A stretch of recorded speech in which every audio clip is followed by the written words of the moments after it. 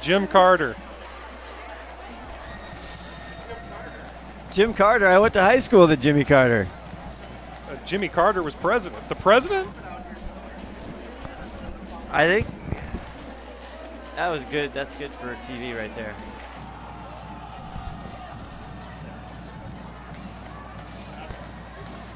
Hello, good evening. Oh, hey. Hello. Boy, I'm a little rusty. Welcome. It's been a couple weeks for It you. has been. Welcome to STSPN and Friday Night Lights live from Veterans Memorial Stadium in Snohomish, Washington. Scott Ohsman, Tim Boyle, Ron the Wedge, Henthorn, and the five-tool player. Skeleton crew tonight. How are you doing, Tim Boyle? I'm doing good for Friday the 13th. And yes. Mixed emotions, though. The Cougs are playing tonight. I big know. Sacrifice. We've got the big screen TV in the booth for them. Maybe Todd can get a shot of that at some point. Another Clemson player. Yeah, 24-24, Clemson, Syracuse. If you're not paying attention to that. Yeah, that's a Friday the 13th score for you. That's frightening. I mean, that's unbelievable. Yeah, unranked Syracuse. Clemson's number 2. Yeah, and they think they should be number 1. Well, they could be. They got a legitimate argument. They were defending national champs and undefeated. As this is we're seeing from the field, and we will step away as the color guard court comes in. We're getting ready for kickoff. It's Glacier Peak and Mariner. When you shop at Ace Hardware in Lake Stevens, you not only find what you need, we make sure you get the help you need too. Hi, this is Gray Eaglestead, and I own Lake Stevens Ace Hardware with my wife Christine. We'll greet you at the door and answer any questions you have about what you need. We're all about serving our customers and our community. We support local high school sports and many other Lake Stevens organizations and events throughout the year. So the next time you need something for that job around the house and a little friendly advice, come see us. Ace Hardware in Lake Stevens. We are the helpful hardware folks. Ace is the place with the helpful hardware folks. Did you know that Speedway Chevrolet is part of the Lee Johnson Auto family? That means 84 years of serving you the LJ way. Need a truck? We have the perfect truck to fit your needs. Half tons, 1 ton, 2-wheel drives, and 4-wheel drives. Our finance specialists are here to help you, whether you have good credit or bad credit. We're just off Highway 522 at West Main Street in Monroe. Lee Johnson Auto Family, the LJ way. We are all frustrated with the high cost of heating and cooling our homes. At G&S, we are completely changing the way you keep your home comfortable. Our Mitsubishi ductless heat pumps allow you to control the temperature in each room separately, all of which can be controlled from your smartphone or tablet. Because we are the mini split experts here in Washington, we can design a perfect system for you, one that will save you a lot of money on your utility bill. Call G&S Heating, Cooling, and Electrical today or visit us at gsheating.com. 4A Western Conference football here live on STSPN. Welcome in once again, Scott Ohsman, Tim Boyle, Ron the Wedge, Henthorn. You see the color guard coming through tonight. The Mariner Marauders under the direction of Mark Stewart, and Glacier Peak Grizzlies under the head coach of Nick Bender. And this, Tim Boyle, is actually an important game. I mean, it's a league game, but it's got playoff implications already. It does. It's much more important than people might think. This just kind of like last year kind of is probably going to determine who might be 3rd and 4th going into the playoffs, or who stays home during the playoffs. If Mariner loses this, they could end up being the number 5 spot. They're 1-2 in conference right now, where GP's 2-2. So right now, Glacier Peak's sitting in a little bit better of a position. But both teams, I think, are desperate to win this. They both need a win. They're both coming off big back-to-back losses. GP's coming off worse back-to-back losses. But, yeah, very important for both teams with huge playoff implications. And if you're Glacier Peak, it's almost a revenge game. Last year, Mariner beating GP 27-20 for the 3rd playoff spot. And a lot of these kids, there's a lot of new kids, but this is, they can't take this for granted by any stretch. No, and you're right. It was Glacier Peak. Mariner had to come back to win that. And Mark Stewart, the coach of Mariner, if you've been around for a while, Glacier Peak and Mark Stewart have gone head-to-head many, many times. Mark Stewart used to be the coach of Meadowdale, and Meadowdale and GP used to have some real battles, some real exciting battles that we've actually called over the years. But Mark Stewart's always got his team prepared, always. And if you want ball control and a running offense, that's what Mariner brings out. Number 14, the senior quarterback, Fama, and he is the man who spins the ball, and you don't know. They've got all kinds of weapons running the ball. Number 34, Isaiah Harrison, also number 4, CJ. But they talk about common opponents here as we're getting ready for kickoff. Mariner did win the coin toss that they deferred, so GP will get the ball first. But you can kind of talk about their common opponents, and we got to get to the predictions here as well, Tim. Yeah, common opponent. I'd say their most common opponent is Cascade, where they're about all at the same. We'll come back to that in just a minute. It's taken around the 5-yard line for Glacier Peak, and that's Briggs. He's going to be at about almost the 30, maybe the 29. But their common opponent that's probably the closest in talent is Cascade, and GP actually beat Cascade and Mariner lost to Cascade, both, pretty close games. Now, that being said, if you're for the Mariner, you'd say, well, we only lost to Lake Stevens 14-3 and you guys lost to him 63-14. That would be their comeback for that. So what about predictions before the GP starts here? Go through them, Tim. All right. I went GP 34-27. Scott said 28-26 GP. Ron 34-26 Mariner. He's going to lose some fans there. And then, hold on. Ziomas drops it down, and it's Anthony Collins. Not a great play there. He's actually going to lose a few yards on that pass. It's going to go down as a completed pass, but with a loss of about 3. And then the 5-tool player says 31-28 GP. Tackle there, Jody Natoa for the Mariners. 2nd and 14, loss of 4 there. Baby Z, Aiden Ziomas. Been roughed up the last couple weeks. He's going to take off here. Big move. Makes up for a lot of that loss and more. He'll have 3rd and maybe 3 or 4 as you see it. We talked about this with head coach Nick Bender. Yeah, now I'm not sure if that was a design run, but he definitely saw the hole and took off really well. That's something he couldn't quite do against Lake Stevens. Lake Stevens had the angles on him all night long, so hopefully he'll be able to extend some of these plays like that. Here we go, 3rd and 4. Ziomas back to pass, and in and out of Evan Manis, the magnet. That time the magnet wasn't working. They haven't turned the magnet on yet. They got to get that going. He'll warm up here. So brings up a 4th down. Quickly brings up a 4th down. Glacier Peak, I think they were eager to get their offensive rolling. They had it tied up with Lake Stevens at 14-14, and then it just nothing else happened after that. They just couldn't get anything rolling, and so they're anxious. The coaches said they're going kind of back to basics tonight. And big news, if you saw 51, Maake Fafita back in after his injury several weeks ago. Back to punt is Braden Corwin. That's a good punt. That is a Look nice at that one. Bounce. Big roll down to the 15. That's a great special teams play right there. Now, Mariner, you're going to see them coming out, and typically Mark Stewart's teams really like to run the ball. That's kind of their bread and butter. They will throw it, but they definitely like to run the ball, whereas GP is more of a passing spread offense. You're going to see they called it a sniffer wing tee they run. Which that was Rudd. That was yeah. Defensive coordinator for GP. Mike Rudd called it a sniffer. Sniffer wing tee, so kind of a offshoot version of a wing tee. Here comes the sniffer right at you, and you have number 14, Fama, and he hands it off up the middle, and that's number 12. We heard about number 12. That's Pesterkoff, the 5'8", 215-pound sophomore. And that's the other thing Mark Stewart, the head coach for the Mariners, said we got a lot of sophomores we're playing. Yeah, and they, especially at the beginning of the year, they were really loaded up with sophomores. And like we thought, they're starting off right with that wing tee running the ball. Update, 27-24 Syracuse. My goodness. 2nd and 4 at their own 21-yard line. Fama.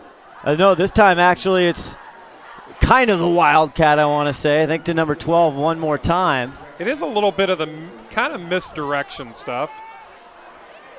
Josiah Pesterkoff, the ball carrier. It's going to bring up a 3rd and real short, maybe 3rd and 1. I think they're marking it 3rd and 2. Defensive coordinator Mike Rudd for GP also saying they're going to try and, for Maake, he's not going to play on the defensive side of the ball tonight. They're going to start him on offense just to get him easing on back to it. Yeah, and that's a smart move. 3rd and 2. He's got it. He's got it and more. This is number 3. That's another one. Romello Magnum. And he almost got into the secondary there and had a nice hole. Great job there by Amory Brown, number 16, held his block there on the DB and gave him room. That is a Mariner first down. Yeah, and Mark Stewart, his teams, if he can just keep doing that, he'll do that all night long. Just kind of chip away at you, 4 or 5 yards here and there.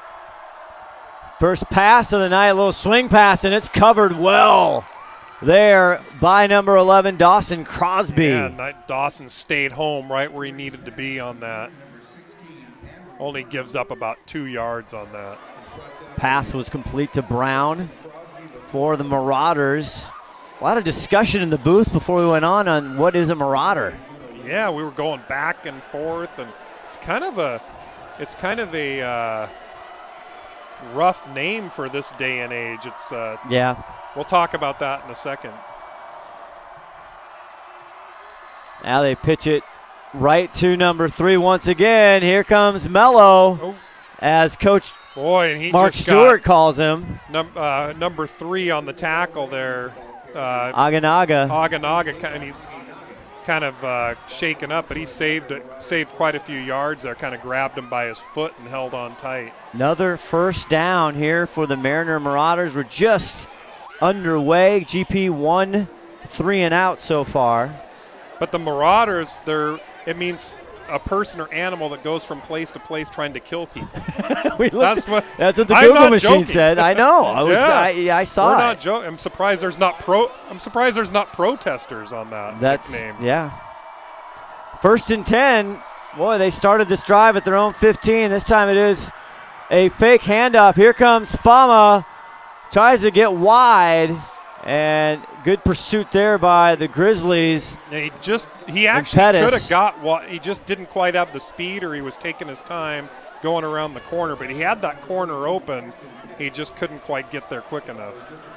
Charlton Heston Pettis there on the tackle. Glacier Peak coaches telling us before the game they're just back to basics this week at practice. And here, 2nd and 8. Fama back to pass. Now he's getting pressure. Oh, and he fumbles as a release. I don't know. They're saying it's Glacier Peak ball. It's a fumble. Joshua Erling, 19. He was all over him, and you can see it on the replay there. It kind of looked like he passed. It was almost like he was trying to throw it out of bounds. But either way, they're saying didn't go forward. Wow. I couldn't tell if it was a fumble or if he was trying to pass that thing. That's always when they're in the motion, you see that in NFL, they always slow it down because if it's actually a forward pass then do it. Todd Elvig. All right, here we go. Chiming in. So 1st and 10. Aiden Ziomis, the heralded junior quarterback, back to pass. Plenty of time going over the middle. Wide open. Look at Burns, 10-5. Touchdown, Glacier Peak. Bo Burns. And that's what you see a lot of times coming off a big turnover. They'll go for the throat right there because it's like they feel like they got the ball free. It's a freebie. And you'll always see that on 1st down coming off of a turnover. You'll see go for a big play. And he was wide open down the seam. Bo Burns, a 46-yard reception touchdown. And Glacier Peak is on top 6-0, 7:21 left in the first quarter. Corwin on for the extra try. Boy, if you're the Mariner Marauders, you're causing trouble just plotting down field. Is there some and the turnover there? Just cost you 7 points specifically on that turnover. One play, 46 yards. The hold is good, and it is good. 7-0 Glacier Peak. Wow. How about that? Costly turnover. A huge turnover for the young Marauders. It was a great pass, but we should say that was a great pass. Aiden had Bo Burns wide open and just catches him right down the middle. Aiden Ziomas adding to his big totals if you take out Lake Stevens and Monroe, where he didn't run much in either of them. He was trying, he just didn't have any. They just seemed to close the gaps on him, and like I said, they had all the right angles, and it looked like they had the same pressure as all the other teams where Baby Z normally gets away, but they did a really good job of tackling him in those games. 17th touchdown pass for Aiden Ziomas on the season. 103 for 154 yards, around 1,500 yards completed so far in the season for number 1, Baby Z. And then Bo Burns is stacking them up as well. But both teams need some confidence coming off their big losses for Monroe and Lake Stevens. Absolutely, and that's gonna off his fingertips, and Mello. Luckily, the high school rule, they can't run that out. Would have been a live ball in the pros. They will start right there.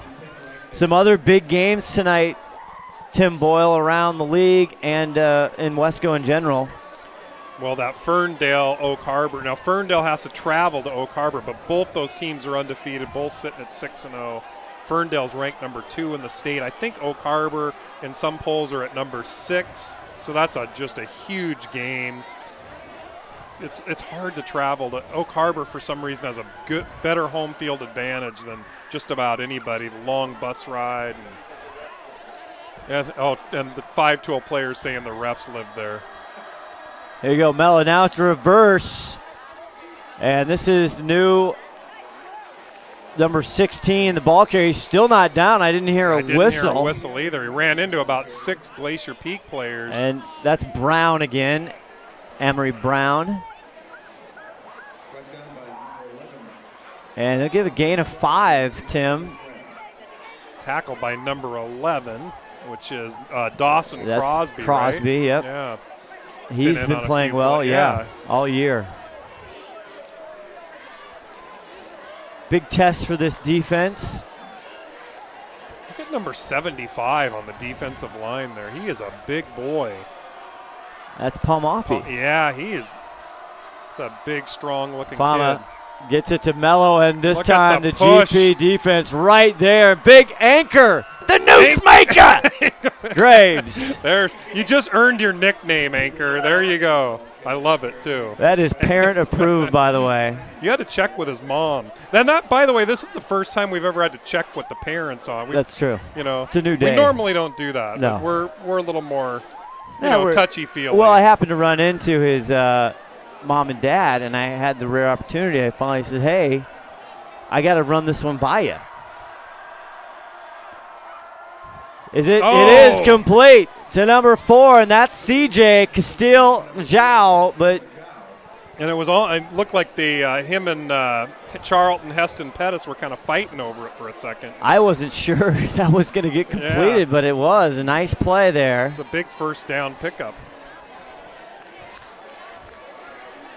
Mariner, the first series, 6 plays. They were driving, a couple first downs, and then all of a sudden, huge play by Joshua Erling sacks the quarterback, and it was a fumble.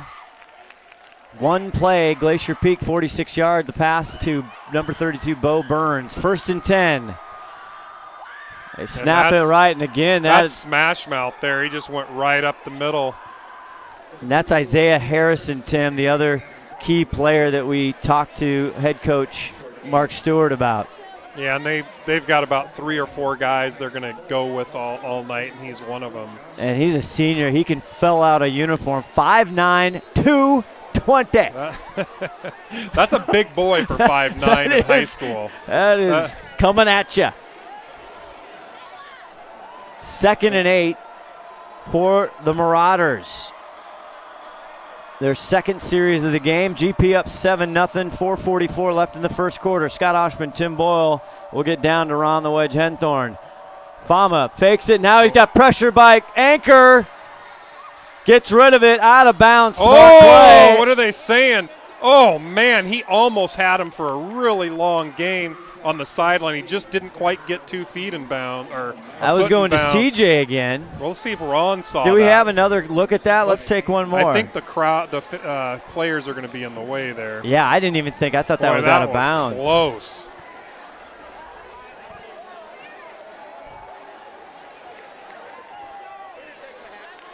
Say that one more time, Ronnie. Okay. See, that's why we got the wedge. Nobody doesn't like the wedge. Nobody breaks in and tells you when they're out of bounds like Ronnie the Wedge Henthorn. Thank you, Ron. Ron would have thrown the challenge flag, too. He would have. 3rd and 8. It's homecoming night for Glacier Peak. Fama rolling, has trouble, gets it out off the hands of Harrison. And incomplete. And Josh Erling was applying some pressure from the blind side there. I don't think he knew Erling was coming. Erling already with 2 big plays.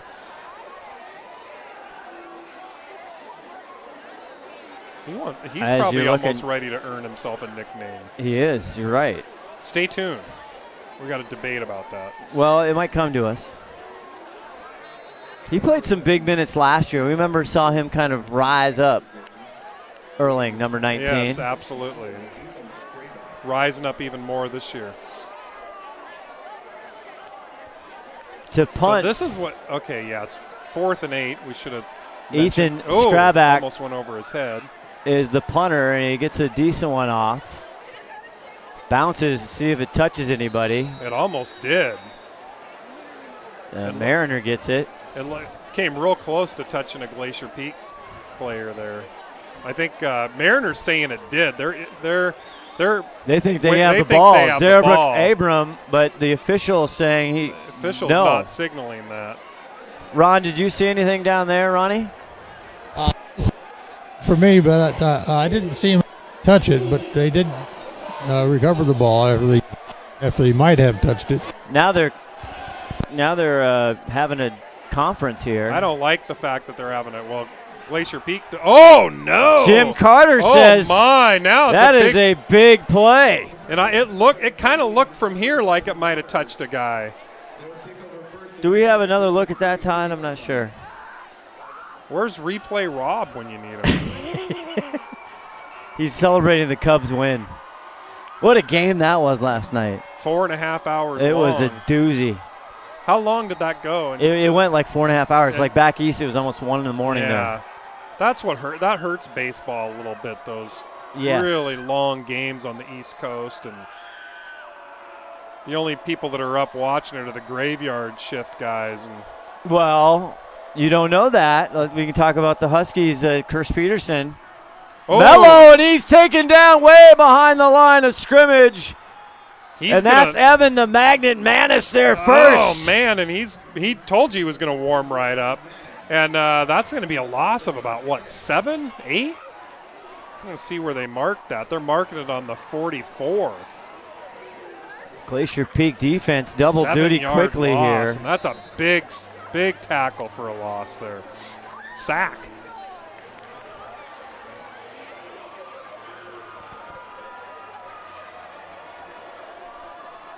Mariner looking down. Longtime head coach Mark Stewart was at Meadowdale for several years. I think he took a year off or something, I think. 2nd and 17. Oh, this time nice Fama takes it himself. And he's pushed out of bounds near the 35, and they're going to help him up. Actually, a nice little gain, about 8 or 9 yards on that play. But kind of another misdirection where no one knew who had the ball there. And these kids, they aren't used to playing Bellevue like we were back in the day. There's Sarah Elvig. Look at that. The manager tonight. There's always an Elvig in play. Always. You thought you'd seen the last of them, but you haven't. It's 3rd down and 10. The scoreboard, see if they'll correct that. Scoreboard saying 4th down, but that's not right.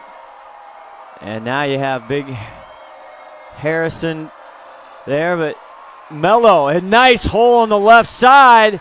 Holt comes up and grabs him, and he finally takes him down at the 32, short of a first down.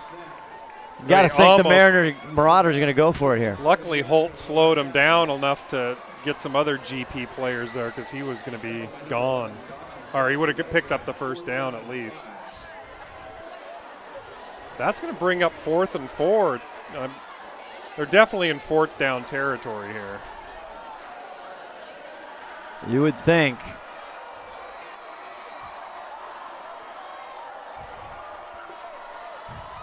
The Marauders. Fama takes it. He's going to look, throw it. No. Incomplete. Turnover on downs. Trying to go for Brown. He was open, just couldn't quite connect. So Mariner doesn't quite capitalize on the turnover. Now they turn the ball over on downs. It's Glacier Peak dodging a bullet there, and now the offense will come back one more time.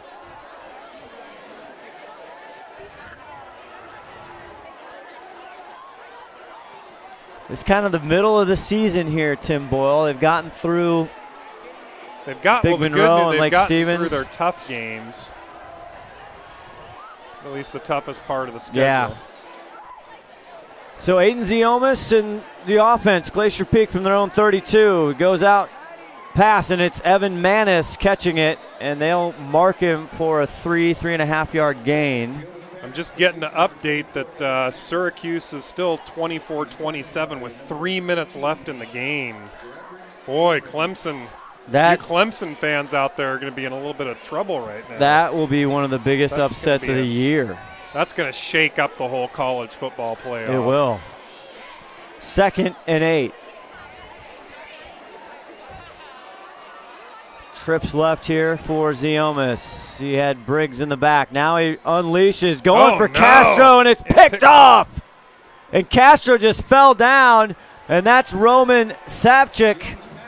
Yeah, and it looked like with the interception. It looked like Castro slipped there and went right into what was it, number 10's hands? Yeah, there. Savchik. He looked like he sailed it. I don't know that he sailed it. He threw the pass. He had Castro. Yeah, it's hard to say where he would have ended up. Now here, you're minute left, minute 40 in the first quarter, and there's already 3 turnovers in the ball game, plus a turnover on downs. My goodness. Just going back and forth there. They're going to wear out between the 40 and the 30. Boy, now Mariners got great field position on the 34-yard line. And they had it before. Yeah, they were on the GP 37. This is right about where they were. Yeah. 1st and 10 for the Marauders. Fama hands it up to Harrison. Harrison, he's gone. 220 pounds. Chugga-lugga, boom! Touchdown, Mariner. And that's exactly what happened when Glacier Peak got the turnover. The first play, they got a big play, and then now Mariner does the same thing to them. 34-yard touchdown for run. number 34, right? For number 34. My goodness, have we had some action. Well, it's going to be a little more high scoring than we might have thought. That's true. Your prediction's looking the best right now. At the moment. Pamadou Faal is the kicker, the 6'1" sophomore. Now this extra point could be huge. That's the way big. These teams have played each other over the years with Mark Stewart's teams, and games have always been tight. Quarterback Fama, the holder. High snap. It's down, it's up, and there's a flag, and it's no good. No good, so it'll be interesting to see what that flag is. And again, those extra points could be huge, and what happens is then you end up chasing them the rest of the night. And we've seen that. We've seen that before. And we talk about it. So I think it's a bad move to chase the extra points, but teams do it. But Mark Stewart knows a lot more than I do. Well, yeah, but that epic, he knows a lot about his kicker and his holder and everything, but that epic Jackson game. Yeah, that was sick, yo. I'd love to get a little interview with their coach on that. Yes, inquiring minds want to know. Went for 2. Now there's a lot of discussion. Let's go down to Ron Henthorn and see if, well, he's way far on the other side of the field. I don't know if he knows what's going on. Tim Boyle is kind of like a psycho guy. He starts talking about extra points and they miss them. Yeah, you're going to have to walk closer to the booth, Ron. You're breaking up, buddy. Yeah, we couldn't. You were kind of breaking up. What'd you say, Ron? Something about I was a psycho. A psychic, not a psycho. Oh! You're a psychic. Extra points, and the next thing you know, they. What happens? I think they're going to get another shot at it. It does look like they are going to get another try from the 10-yard line. Fama to hold. Pamadu Fa'al for the extra point. It's up and it's either blocked or low. It's hard to tell. 2 times in a row. I don't know. It didn't even get. Looks like it. They might have got a piece of it. I don't know. Let's see here. Oh, it looked like it just skimmed. It was like a worm burner. One of my golf shots. Yeah, that looked like a 5-iron for me. We'll be back. We'll see what GP can do right after this.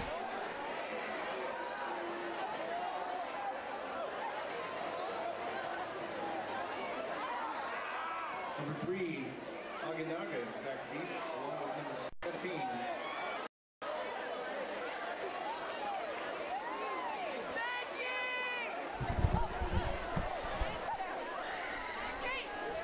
Back here, Scott Ohsman, Tim Boyle, Ron the Wedge Henthorn, and Mariner missed the extra point twice, and so they're down 6-7 to Glacier Peak, and Mariner now kicking off as we are kind of following along this unbelievable upset in college football. For all the people that are watching us and not watching ESPN, which is a smart move, Syracuse might, down to minute 37, they're winning 27-24. And Caleb Briggs breaks it back up on the far side, passes the 35, might mark him at the 36. Yeah, nice little run by Briggs. That's great field, but you'll take that all day long. Harrison the tackler. So Glacier Peak, they have struck quickly when they've scored both sides. A 34-yard run for the Marauders, and the Grizzlies, a 46-yard touchdown pass. Looks like Syracuse might be able to run the clock out and upset number 2 Clemson. That is just unbelievable. Friday the 13th. That's a good point. Aiden Ziomas rolling now. He's going to tuck it. Nowhere to go. He's pursued and gobbled up near the line of scrimmage by big number 55, Daniel Abraham. Yeah, and outside of that one play to Bo Burns, Glacier Peak's offense hasn't rolled at all yet. They just got to get some rhythm going. That's true. They had a 3 and out. Then their last play, they had one play, then an interception.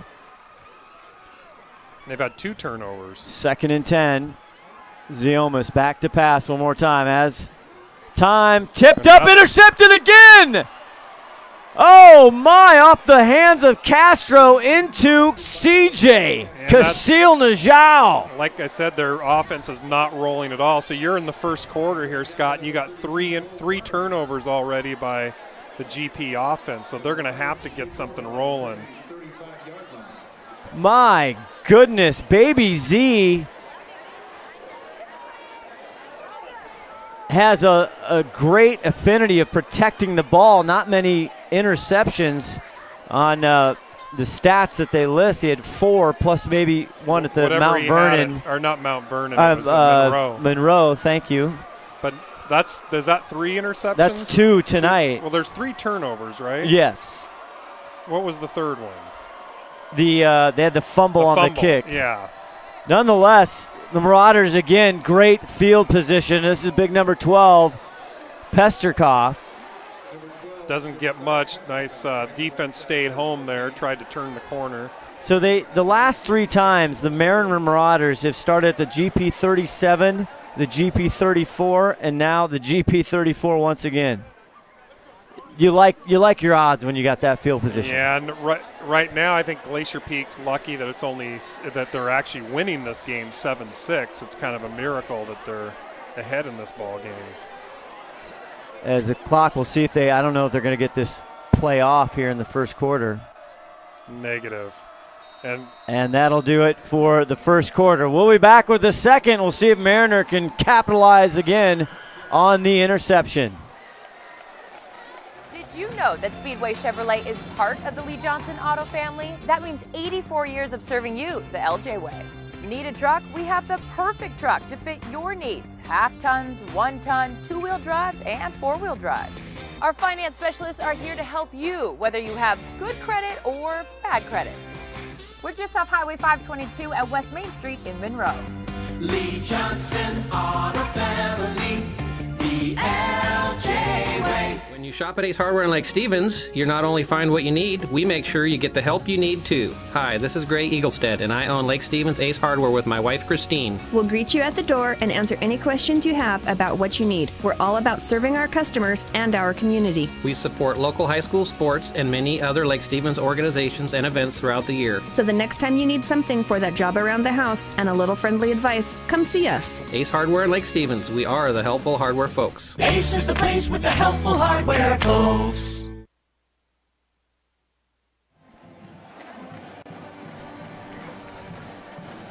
Back here live from Veterans Memorial Stadium on STSPN, Friday Night Lights, Lake Stevens Ace Hardware presentation here. Scott Ohsman, Tim Boyle.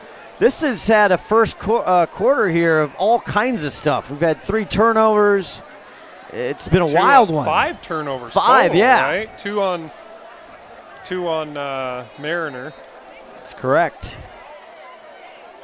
And it is a final. Syracuse upsets Clemson. And that's going to shake up the college football race. Fama gets it over, and Pettis, he wants a pass interference, and I think he might have a good case. It was Take close. another look. I'm just going to call that a bang-bang play. Too close to call. Be 3rd and 8, just the start of the second quarter. Seen a few throws here. Not traditionally a big throwing team is the Marauders and Mark Stewart. Is Rob calling you? Negative. Somebody from New Mexico. Oh, well, you should have picked up. Put him on the air. It is a party in Syracuse, New York. They have upset number 2 Clemson. Meanwhile here, Fama fakes it, keeps it, and he goes down again by Erling. That was a 3rd down play. He's petitioning for a T-shirt. He really is. That'll put him at 4th and 8 at the 38-yard line of Glacier Peak. We'll see Still what Mark shocked Stewart. at that. Look at that on the ESPN. Boy, there's thousands of people on the Syracuse field there. Crazy. The Carrier Dome. It's like the 1990s basketball type team Carrier Dome atmosphere. I wonder what the spread was on that game. Because I don't think anybody gave Syracuse a chance to win that game. No way. That is huge for the college football race. It is massive. Back to punt. Here is Skrebek. And this time the GP players wisely said, get out of the way. There were still actually a few of them down there, surprisingly. A nice punt there. Yeah, that's going to good special teams play. That's going to be down at the 8-yard line, maybe 9-yard line. So it's going to be. Is that where they're going to put it? Yeah, it looks like it. He's standing at about the 9. Now GP's going to have to find a way to keep that football. It's very important. That's why they named the game after it. Yeah. You've used up your quota now for the year with that one. I know. That's only the first time I've used it. That's it's very important. It is. Back and forth. Grizzlies up 7-6. Aiden Ziomas already 2 INTs. Now, to be fair, he was going to Castro both times. One time Castro just slipped. The second one went off his hands. They handed off to Collins up the middle, and he'll get a few. couple yards right up the middle. Not a Glacier Peak doesn't run that play much. They haven't really been able to establish a solid running game this year. No, we talked to head coach Nick Bender. That was one of the things he wanted to do tonight is get a running game going. Their leading rusher is Aiden Ziomas with 350 yards. He's by far their leading rusher. Fake it to Collins this time, Ziomas, and he's got a lead blocker, but he gets 4 or 5 maybe up to the he got 25. Oh, that's right, he got 15. You're right. That's a big first down and gets them out of that red zone. The red zone they don't want to be in. That was a big pickup. You're right.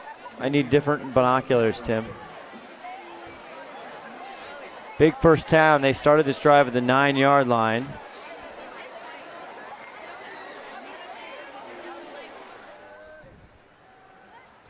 Ziomas looking, tries to get it. He finally does, or no, it's knocked down. Hit him. Did it just bounce off him? No, it looked like it was hit by the Mariner number 6, Savchuk. And boy, the typical solid Ziomas to Castro. There's another look at it. It's kind of a funny play. Meanwhile, 2nd and 10.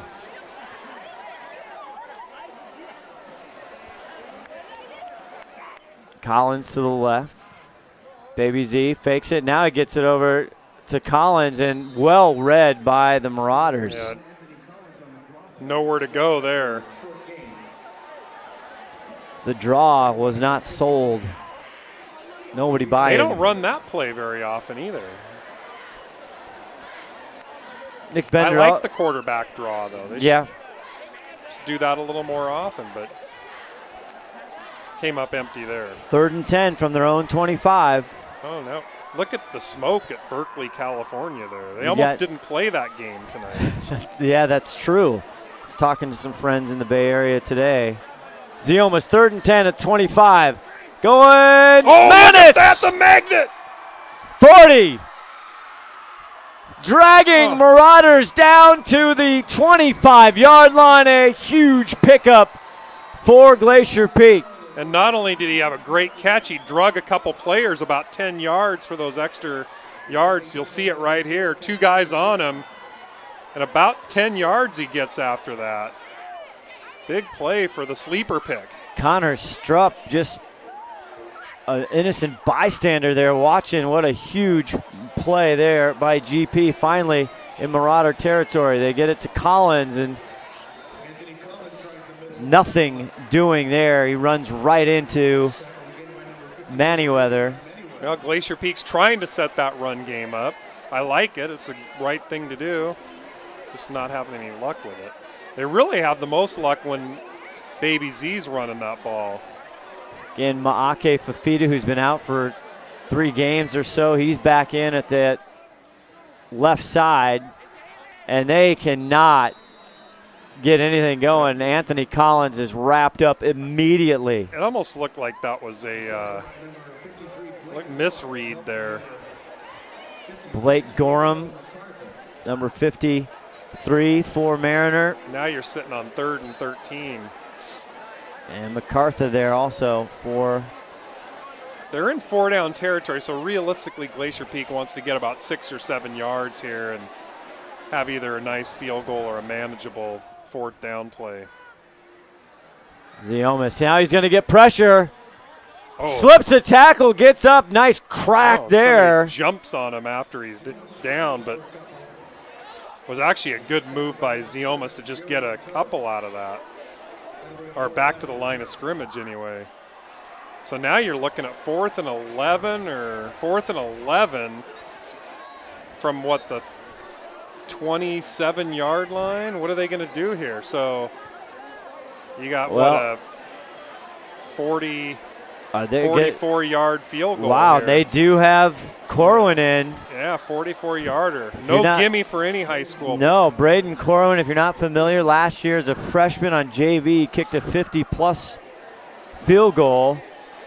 I wonder how you never see a 50-yard field goal in a JV game. That's just unheard of. 44-yard field goal attempt. Evan Christie, one of our player of the game, on the hold. The kick is Ooh. up. It's low. How It about is that? good. Oh, no good. He had the distance. Did it go a little wide right at the end? Let's go down to Ron Henthorn. Did you get a good view for that, Ron? Yeah, I had a pretty good view of that. It was a nice low line kick, plenty of distance, but about 5 yards right of the pole, actually. So 5 yards right. 5 Okay. yards, huh? yeah. From our vantage point, yeah, it's hard to tell if It what looked the like he angle is. obviously had the distance. It was a very low kick. But you can see he can get it. He's got a boot. But yeah, it had plenty of distance. Boy, that brought back some memories. A 44-yard try. Yeah, remember when the weapon was here? Yeah, and that's what I was thinking. We'd be in the 50-plus yard range, no problem. For all of you that want to pick up Spencer Pettit on your fantasy when he gets to the NFL, Tim Boyle has first right of refusal on that. That's right. He called that one early. He'll be on my team. Take him in the first round. Probably should. We can talk about that. So Mariner picks it back up here. Mello the ball at the 20. Nice job by the D line there, not giving an inch there. He gets right back to about the line of scrimmage. If they do a good, it's kind of hard. I can see why Glacier Peak's struggling a little bit. It's kind of hard with this misdirection stuff, and they got a lot of options, people they're handing off to. Well, when they were playing Bellevue 3 times a year, they got used to it. Yeah, that's right. 3 times. It did seem like 3 times a At year. one time, it did. Seem like every year.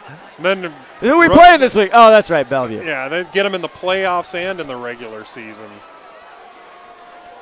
2nd and 10. Ronnie, you got something down there? And they get it right to Harrison, the big fella. Not much doing No. there. It's going to bring up about a 7 yards. Should be, yeah, third and 7 to go. There you see, 5:42 left in the first half. It's Glacier Peak homecoming tonight. We'll have all those festivities for you at halftime. We're already down to 5 minutes and 30 seconds left, and this game's flying by. It really is, and we've got in the booth, of course, Tim's Cougs taking on the Cal Bears. Justin Wilcox, the first-year head coach. Well, look at that. Fama goes deep, and I don't think he even knew he threw it. It's a little overthrown. He was getting a little, getting some extracurricular on number 3 there. Trying to go. Way over his head. Trying to go to CJ there, and 4th and 7. They're going to have to punt from there, obviously. so the first quarter we had bam, big plays, touchdowns. We're thinking our predictions are way off. It could be high scoring. Now we're settling into the mid-20s. It could have been high scoring. There's just too many turnovers. Yeah.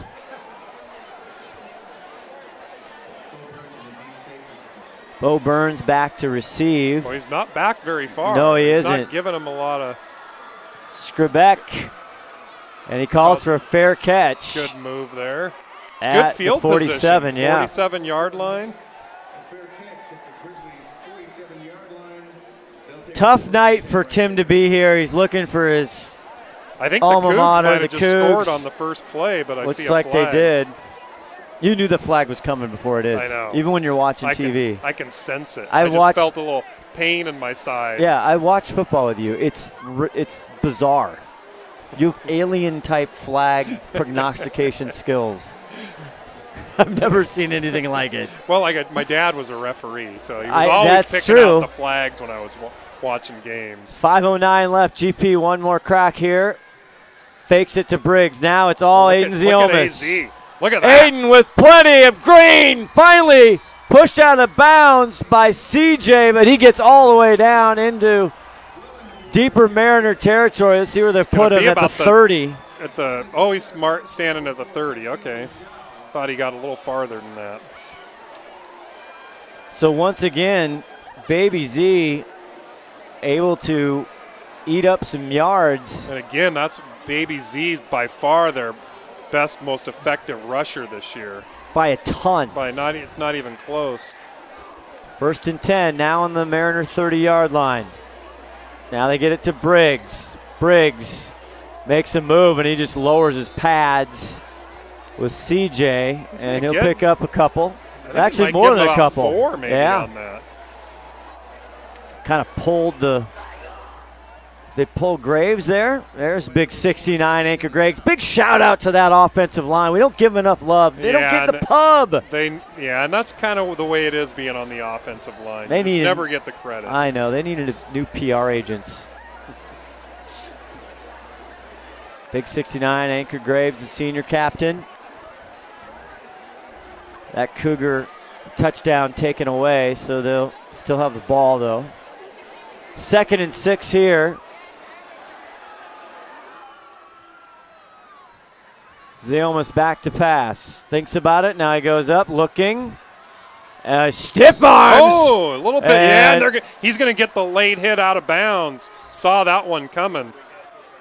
So you'll see this again. Watch. He gives him a little stiff arm. That's Abraham 18, the Mariner right there. And then he's going to hit him way too late out of bounds, and then he gives him a shove right there. He's about 4 or 5 yards out of bounds there. I hate to compliment our unbelievable 5-tool player. That's a great sideline shot right there. That was great. That was awesome. Nice pickup. I think the Cougs just turned the ball over. Falk? Yeah, it's picked. Oh, my. One of the most underrated college football quarterbacks we've seen in a long time. Well, he was in the Heisman race. Well, right now, yeah, now, but early in the season he was. Yeah, he wasn't even a mention. Come on, you were. No, I know. Crying, whining. I wouldn't say that. You're stating the facts. 1st and 10. With the penalty here from the 15. Ziomas looks left. Now he gets to the Manis. The slant 10-5. Evan, the magnet Manis. And he finds the end zone. Touchdown. Flag out there, baby. We talked about how he'd get himself warmed up. There's a flag according to Ronnie. Uh-oh. It could be coming back. All the Mariner guys are pointing the other way, so. Jim Carter, our head referee. That's a natural reaction, though. Ineligible downfield. Oh, that's a killer. That's a signature. And it probably wouldn't affect the play at all. By the way, we should mention that Ross Bowers is the quarterback for Cal tonight, and we saw him a few times with Bothell. He did. And he lit the field up. He did. You're looking at head coach Nick Bender there. Oh wait, now Bender, they're discussing this. This may end up being a touchdown for Glacier Peak. I think after further review, here we go. We're going to try our ref mic, see if we hear it.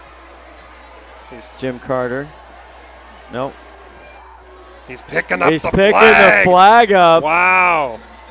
Touchdown. So the magnet touchdown stands. 15-yard touchdown by Evan Manis. And what set that up was that big late hit out of bounds.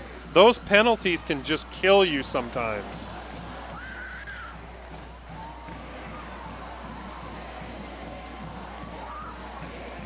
Glacier Peak.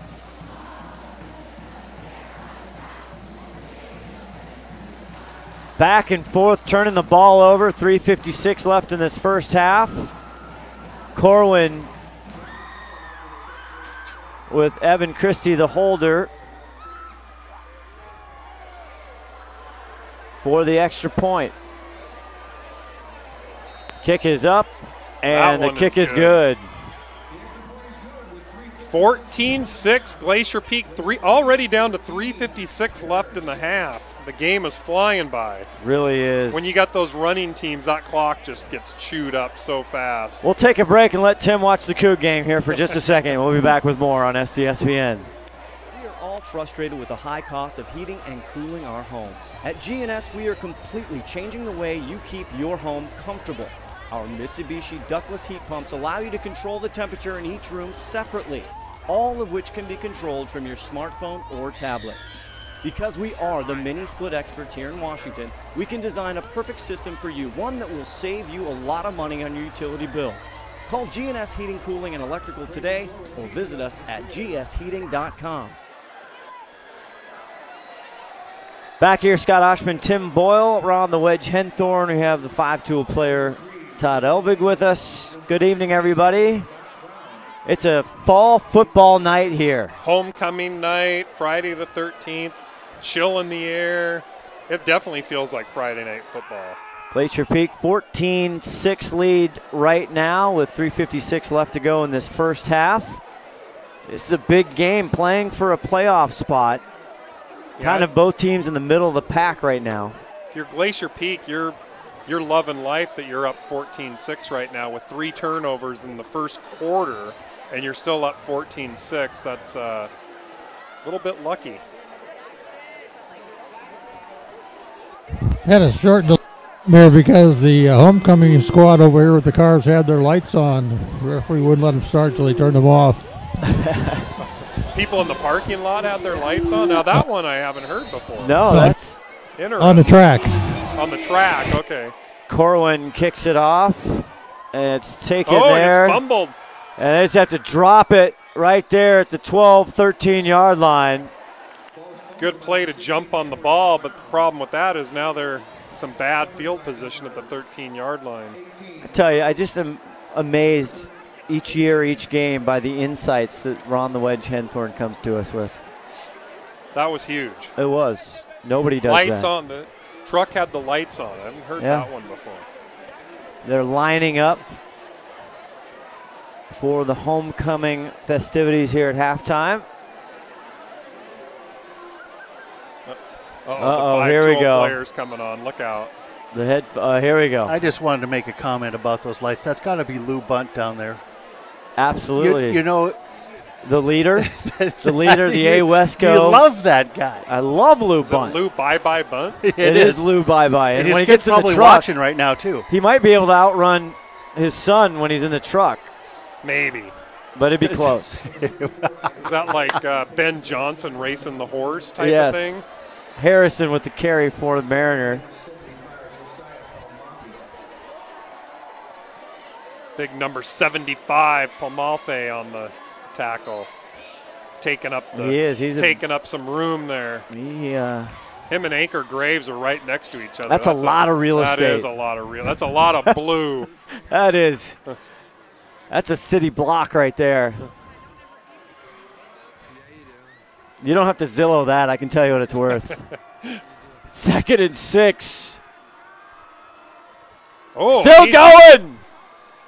Oh, man, my. And he goes through about 4 tacklers on that play. Pesterkoff just kept the wheels burning. Look at that. With a name like Pesterkoff, you got to be able to run people over. Absolutely, no doubt. A first down for the Marauders. 3:01 left here in the second half.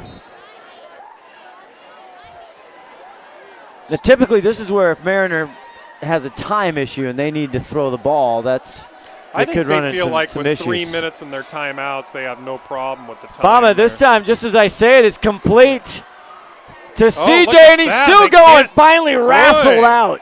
I'll tell you what, tonight they're having a hard time tackling.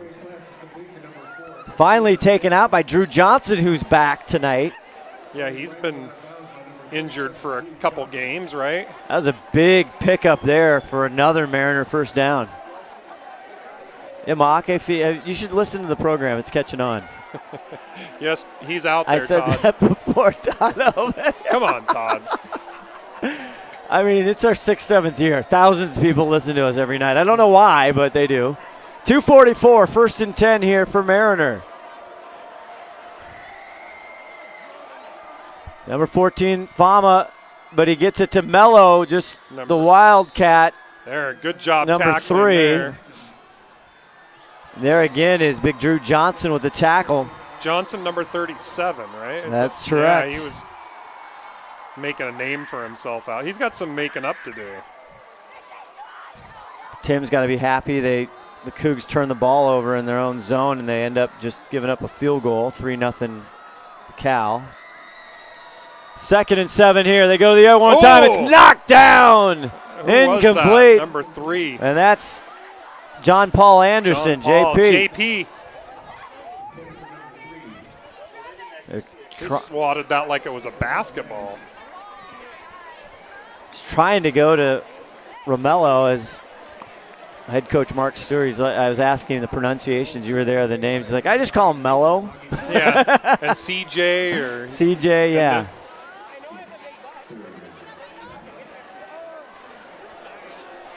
Hey, you're nobody till we butchered your name up here in the booth. It's a badge of honor.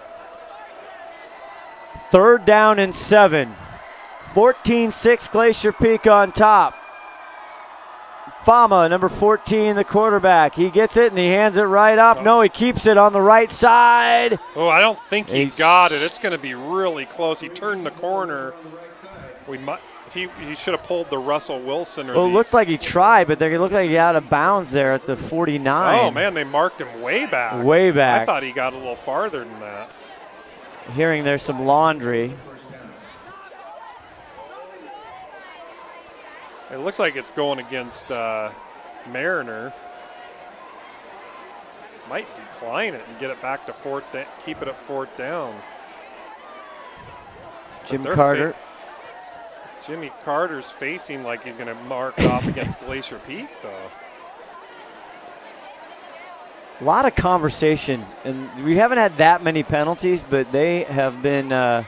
In high school, they definitely like to talk about it. Yes, they do.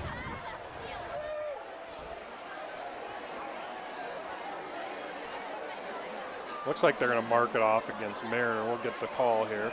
Does Ron know what that is? Doesn't know yet.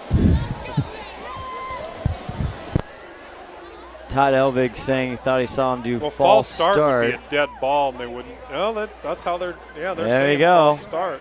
Look at that. 1 for Todd Elvig. 1 out of 18. He gets that. He doesn't listen to us up here, but he's got that one. Why don't you throw him some Cheetos? He deserves it. He's got to get a couple more right. That was a good one. Cheetos. Normally, they don't even let you run the play on a false start, though, because it's a dead ball. So I'm surprised they ran the play and everything. But it looks like GP declined. It's 4th and 4, and now there's going to be a timeout. But a false start, you can't decline. It's a dead ball, so that. It's a dead ball, automatic. I go to the place I'm more comfortable, confused. We're going to go to a timeout. We'll discuss it right after this.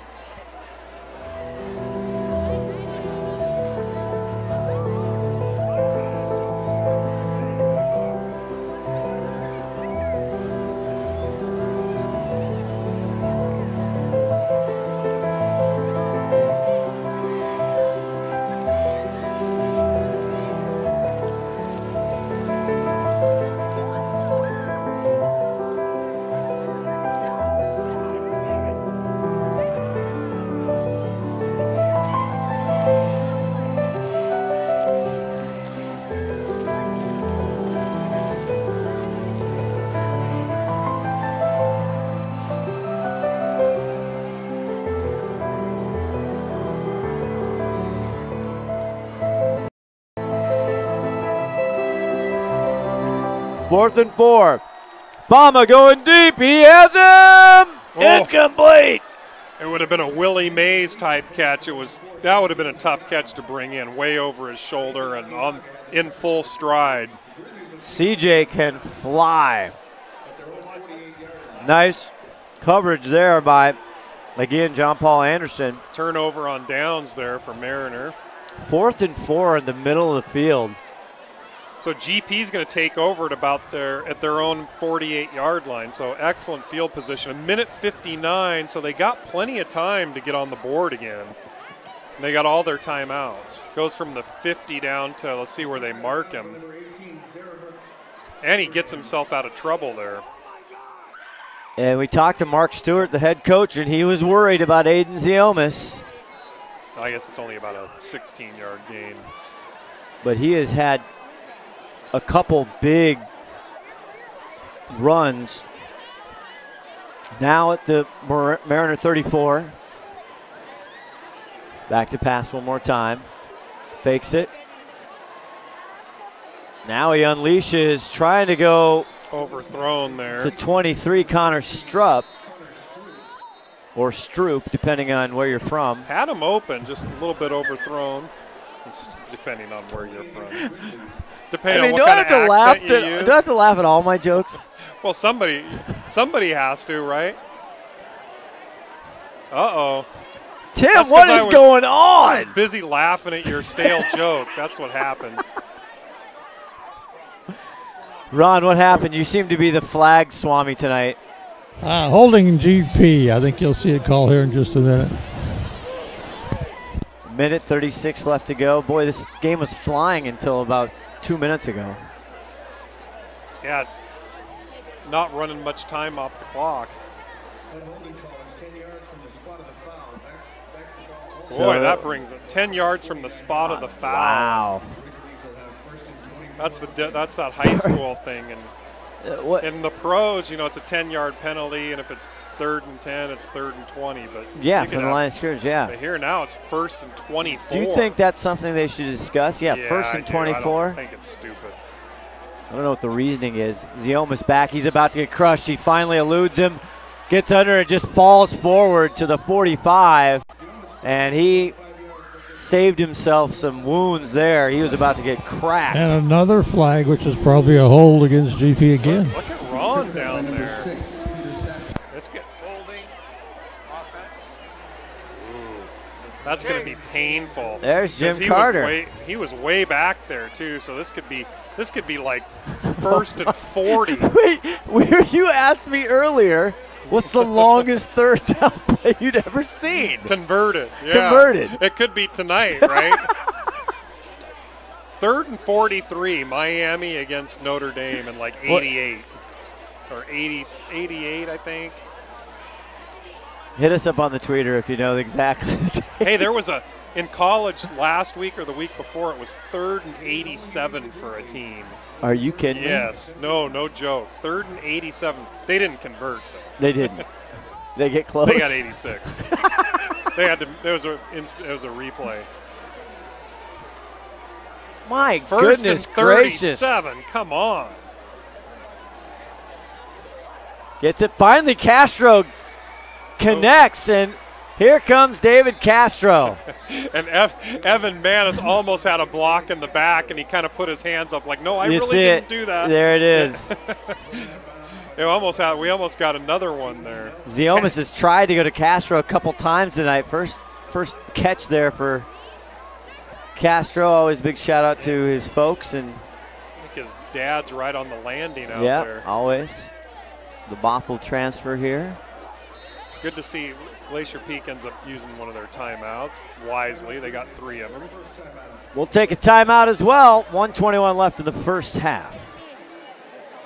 Did you know that Speedway Chevrolet is part of the Lee Johnson Auto family? That means 84 years of serving you the LJ way.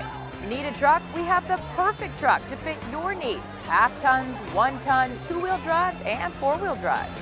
Our finance specialists are here to help you, whether you have good credit or bad credit. We're just off Highway 522 at West Main Street in Monroe. Lee Johnson Auto Family, the LJ way.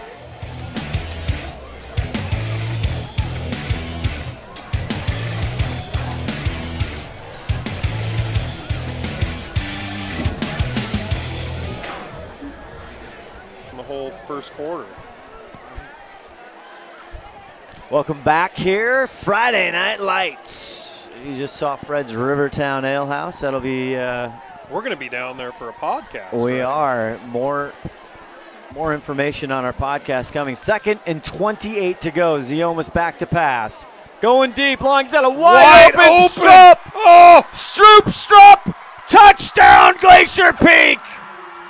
When he was wide open, and Aiden Ziomas just hit him on a dime there. Great pass. How'd they let him get so open in the secondary there, especially on like what was that, 2nd and 30 or something? 2nd and 28. Yeah, man, you'd think.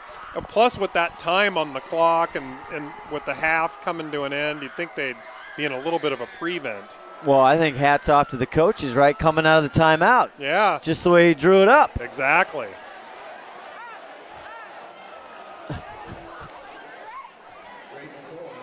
That's right. Yeah. Ron could have caught that. Ron, the former college wide receiver, I think he could have caught that.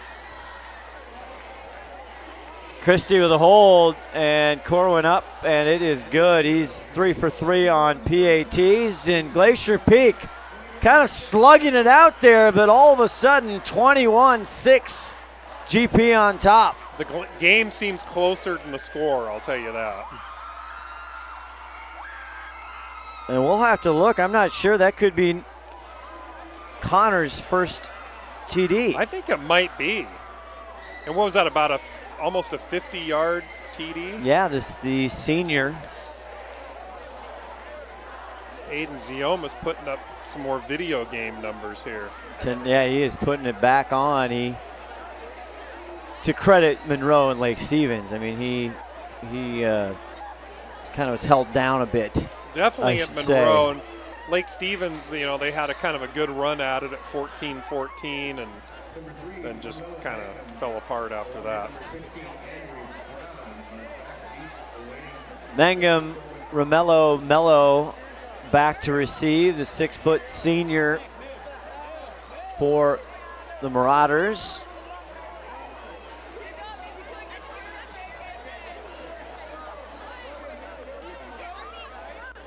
Back there along with also number 16, Amory Brown.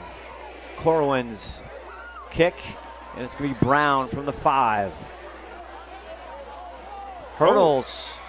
It's up to the 30, still going, and finally Johnson has to take him down. Cougs just turned the ball over again. My goodness.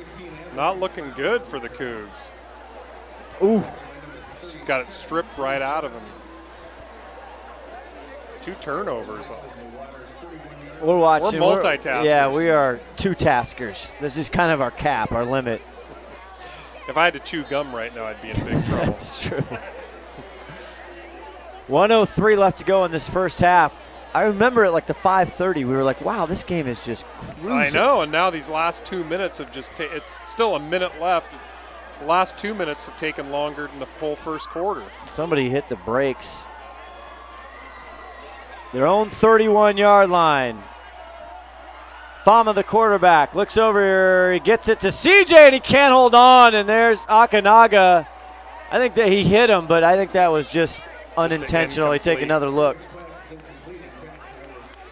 Yeah, he didn't tell whether he had the ball or not. Well, plus you got to hit him because it's one of those where you don't know if it's a backwards pass or not because it's pretty close there.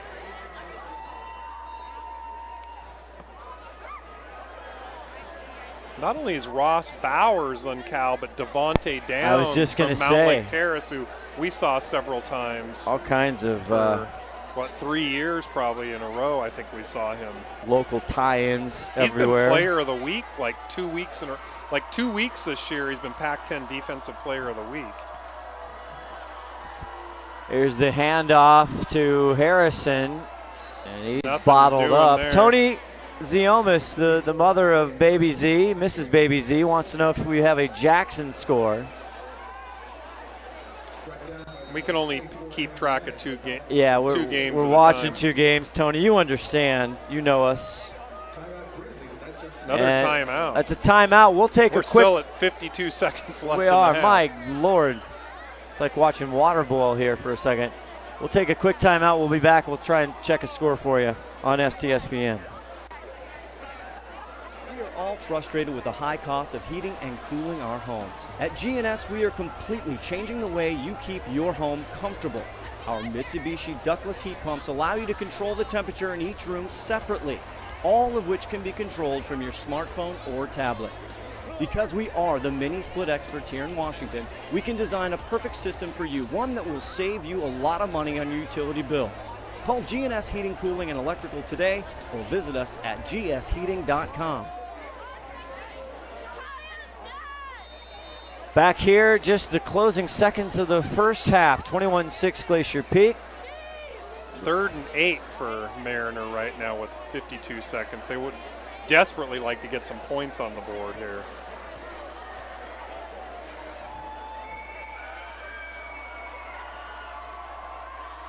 Fakes the handoff. Now he's going to go pass, going deep. Had him open, too, number 34. I think that's Harrison. It is, yes. Just kind of overthrew him. Fourth and quiet. I'm not sure. He kind of threw it in between there. He had CJ and Harrison. I'm not really sure. Now, what's interesting here, Scott, is they're going to have to punt the ball back to Glacier Peak. And Glacier Peak with 47 seconds, they may choose to try to go for some points here. Nick Bender, who's the offensive coordinator, he has some pent-up points he had at the last couple of weeks. Well, you know, if you have the opportunity, I think you got to take it.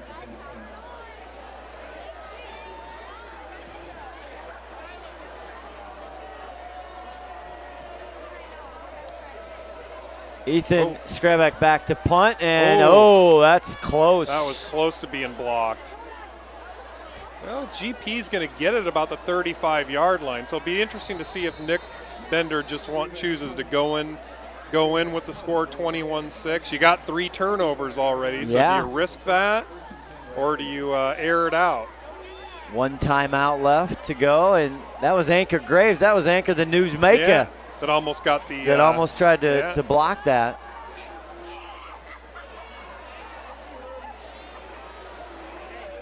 A little strategery here as we close out the first half, getting ready for homecoming, Glacier Peak's homecoming festivities. Great fall brisk night here. From the 35, Ziomas sets up the screen. Manis can't hold on. Ooh. And that was almost picked off. And that's the answer to why you're hesitant on that. That was very close to being picked off. Boy, Raytrell MacArthur for Mariner almost made one heck of a play. Thrown a little bit behind him. 2nd and 10, ball from 35, 31 seconds left. Only 4 seconds went off the clock there. Now they look over. All kinds of signals going. The band waiting to get in. Homecoming court waiting to come in. Blue bunt trying to get ready. Ziomas rolls. Now he's going to go back the other way. Tucks it, and here comes Baby Z. What a block by Manis! Oh, and there's a flag. That was clean. That looked like a fair block from here. That was a clean block from Evan Manis. And he just absolutely leveled the guy. And from our angle, here it is. That looked perfectly clean. You see it. Bottom of your screen. Oh, that's clean. I think they're going to go, Ronnie.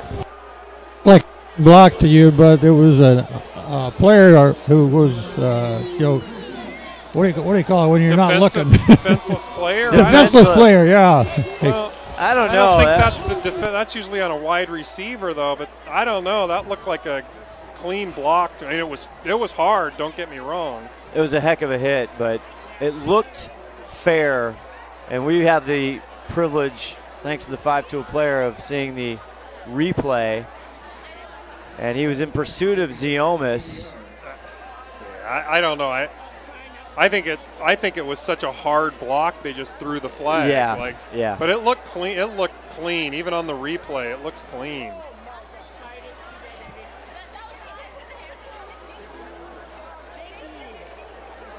Well, they put him back down now at the 25-yard line.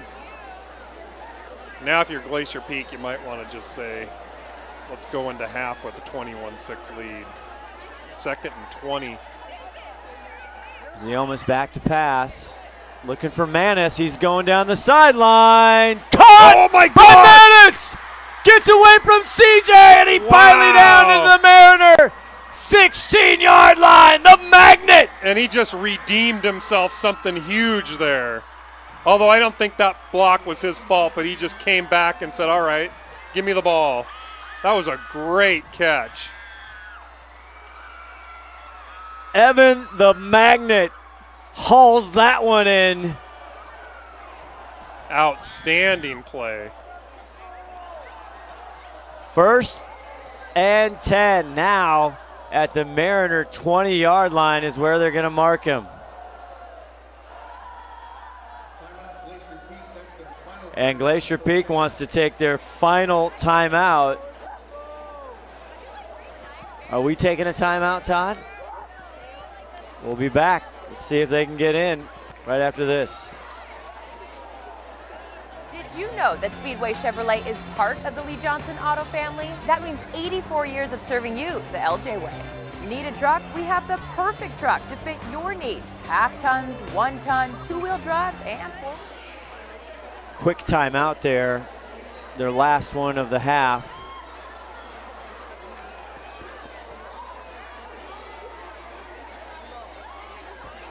Racking up some frequent flyer miles tonight. Aiden's going to have some big numbers. He's going to be MVP gold in a second. Big plays. Don't see a Jackson score, speaking of Baby Z here. Tony asking. I don't see what we've been looking through. 1st and 10 from the 20.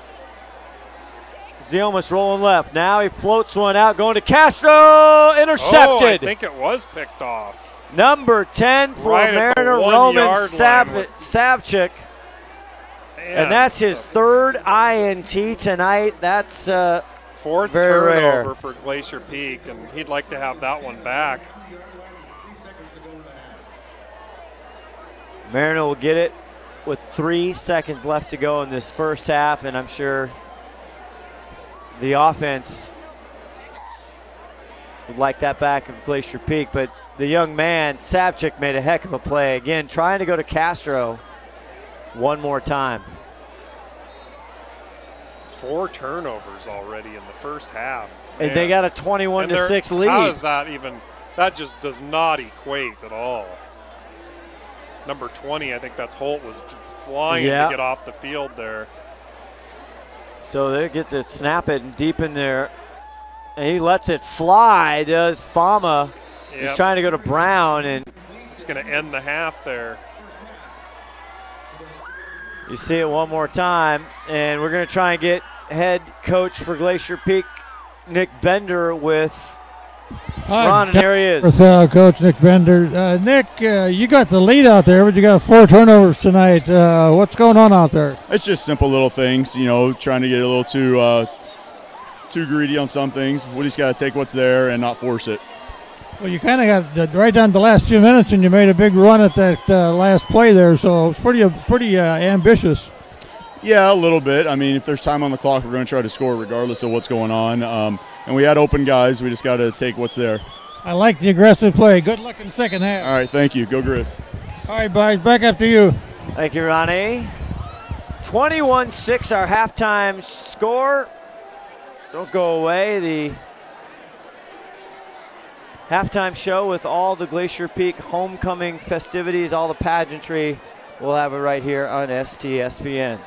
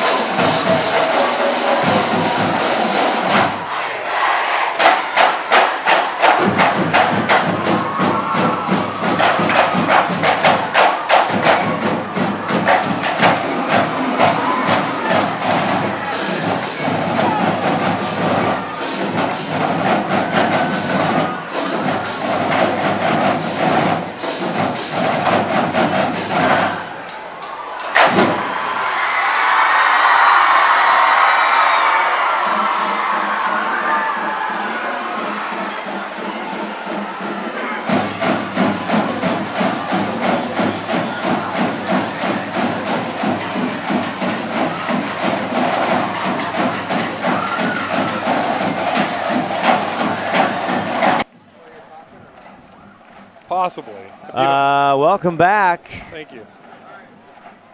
It is just the ending of the halftime here. Welcome back, STSPN Friday Night Lights, presented by Lake Stevens Ace Hardware. Scott Ohsman, Tim Boyle, Ron the Wedge Henthorn. So, Tim, we had a slow kind of through the mud little back and forth, a lot of turnovers the first half. Then Glacier Peak unloads 21-6. What's your thoughts? Well, my thoughts is they've each team, according to each team's at 20 or 9 possessions. Is that correct? Yeah. Yes. That's kind of unheard of. They filled up. I got to get a new piece of paper. They filled up every line I have. It's like extra possessions in the first half. That's just unbelievable. And 24 turnovers on Glacier Peak in the first half. That's kind of crazy. Aiden Ziomas, 3 interceptions in the first half, which is uncharacteristic. He hasn't had a lot of interceptions the whole year, and he's got 3 in the first half. Plus, they had the 1 turnover on the punt. And I mean, in fairness to him, a couple of them weren't his fault, but it's a collective.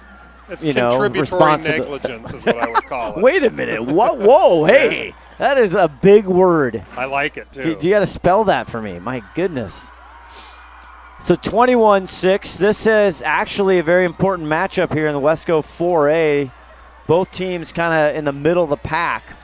Yeah, and they need that 3rd and 4th spot. And it's 21-6, but you wouldn't really think that by watching the game. The game seems to be a little closer than the score. Surprisingly, Glacier Peak's up. It's really shocking that they're up 21-6. Now, Mariner will get the ball in the second half, so gives them a chance right off the bat.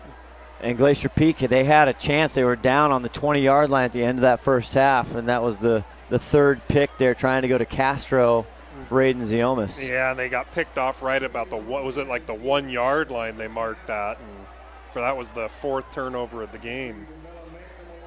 We've had all kinds of stuff. Braden Corwin tried a 44 or 46-yarder. He missed it. Looked like he had plenty of distance on it. It's wide, a little bit to the right. We just watched the Cougs hit a 52-yard field goal in their matchup with Cal Bears.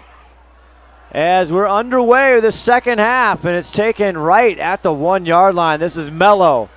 Finds a lane. Oh, look at Mello. Still going now horizontal, and finally the blue shirts catch up, and they'll go down at the 44-yard line. I thought for a second he had a chance to take it all the way to the house. It looked like the only person left to beat was the kicker, but then he kind of turned and went east-west. But they're going to get some great field position about the 45-yard line, their own 45-yard line, but they'll take that any day of the week. Romello Mello. That's what head coach. Romello Mello? Well, that's actually Romello. Mangum is Mangum is his last name, but Mark Stewart just calls him Mello. So I said, well, I guess we'll just call him Mello. So we'll see what the Marauders can come up with. Number 14, the quarterback, the senior Fama. They get it off to big number 12. Nothing doing there for Josiah Pestergoff. He hit the line hard. Actually, kind of bounced off the defensive line. It looked like he almost bounced backwards a little bit and almost escaped, but good play by the GPD line. Tried to find some other scores at halftime, Tim, and see if we can catch up a little bit. Monroe taking care of business against Mount Vernon. I'd love to see that Oak Harbor Ferndale score. 2nd and 10 from the 45, and this time it's Mello again. He'll get up maybe 2 or 3 yard line. Looks like it's going to bring up about a 3rd and 6. Lindsay with a tackle for Glacier Peak. Mariner loving that run. They threw the rock, though, more than I was expecting. They did. They kind of had to a couple, Then what happens is you get down 21-6. Yeah. Then you start thinking, okay, I'm off of my game plan. I got to start throwing, and that could be more trouble. but they're sticking with it right now. Big 3rd and 6 right here, and he looks to pass one more time. It's caught right at the first down marker, taken down by Pettis. Looks like it's Brown on the reception. It looked like Forward Progress had him the first down, and I think that's kind of a bad spot that they gave Mariner there. Let's go down around the wedge. Henthorn on the sidelines. Ronnie, can you see from your vantage? That looked like a rough spot from here. I'm clear on the other side of the field there, guys, but I kind of agree with you. I thought he was over the line. Yeah, they're going to mark him. They're going to mark him about a yard short, and man, I got from here. I got a pretty good. It's right straight across from me. It looked like Forward Progress had him over the line. That was a poleless view. Yeah, it was. If it would have been a couple yards downfield, the pole would have been right in my way. There's a challenge flag out there, man. They need one. They should have. There's Mark Stewart's challenge. Well, 4th and 1. They're going now, where's 34? And what a defensive play, Mello! Wow, and he's just stood up by the defensive line. Was that Anchor the newsmaker? It looked like Anchor, the newsmaker.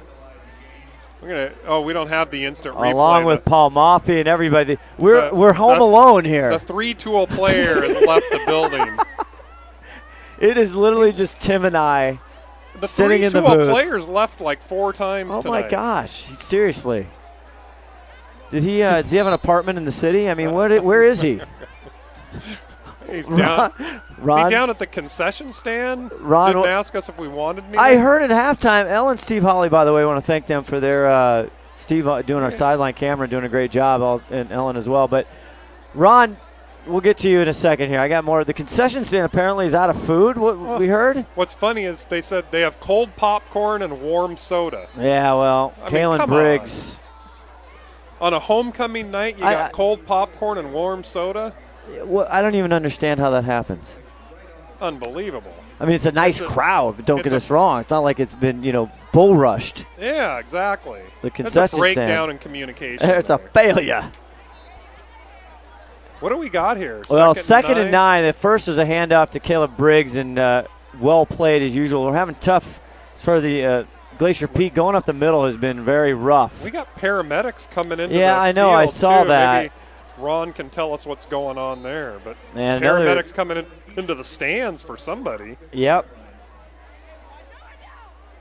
Well, I hope everyone's okay. Yeah, don't like to see that. Ohsman was the ball carrier there, just to the right side. Taken down quickly by the Marauder defense, and it brings up 3rd and 8.